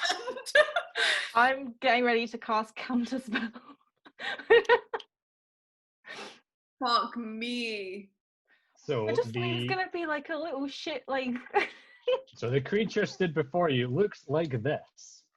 I don't want to see it. I don't want to see it. I don't want to see it. I don't want to see it. I don't want to see it. Ah! But he is not armed, and he does not have much in the way of armor on either.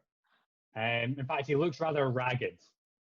And with your Arcana check, Amity, you're aware this is a Baylor demon. And Baylor demons, you are aware, are about on par, maybe slightly weaker than pit beams.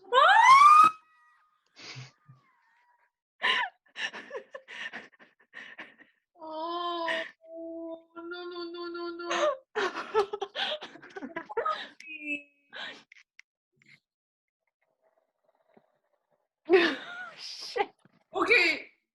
And he eyes you both, stood like 12, 13 foot high, these wings outspread. I can help you, and you can help me. I believe you. What? Demons don't find their way out here these days. I've been here a while. You? Can you get out of this circle? No. Get in the circle. This is to be my prison. I see. My punishment for humiliating Belle.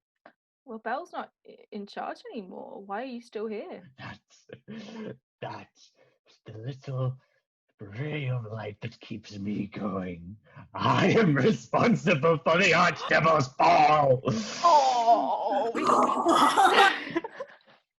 Should we watch? Sorry? I don't know how deep this is gonna get. Oh yeah. Oh shit. Oh, Right, we can end things there. We can end things That's there. a good fucking. Well, I just thought he was gonna be a shitty little like imp kind of. At most. No. It's so scary.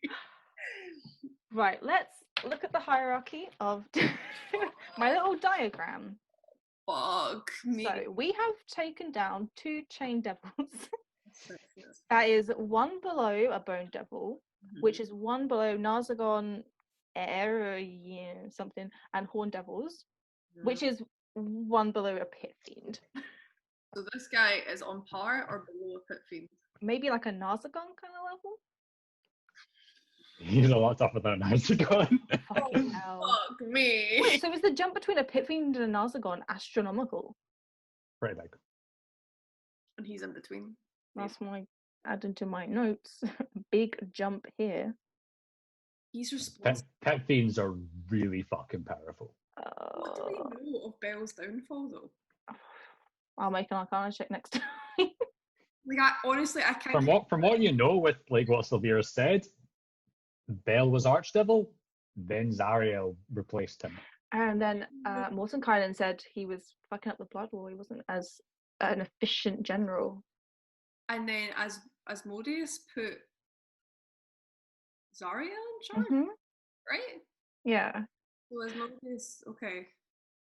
So this dude. This guy's involved in Zariel, maybe? He's probably involved in. Maybe he did something that was like the last straw for Asmodeus. Like he managed to fuck something up real big.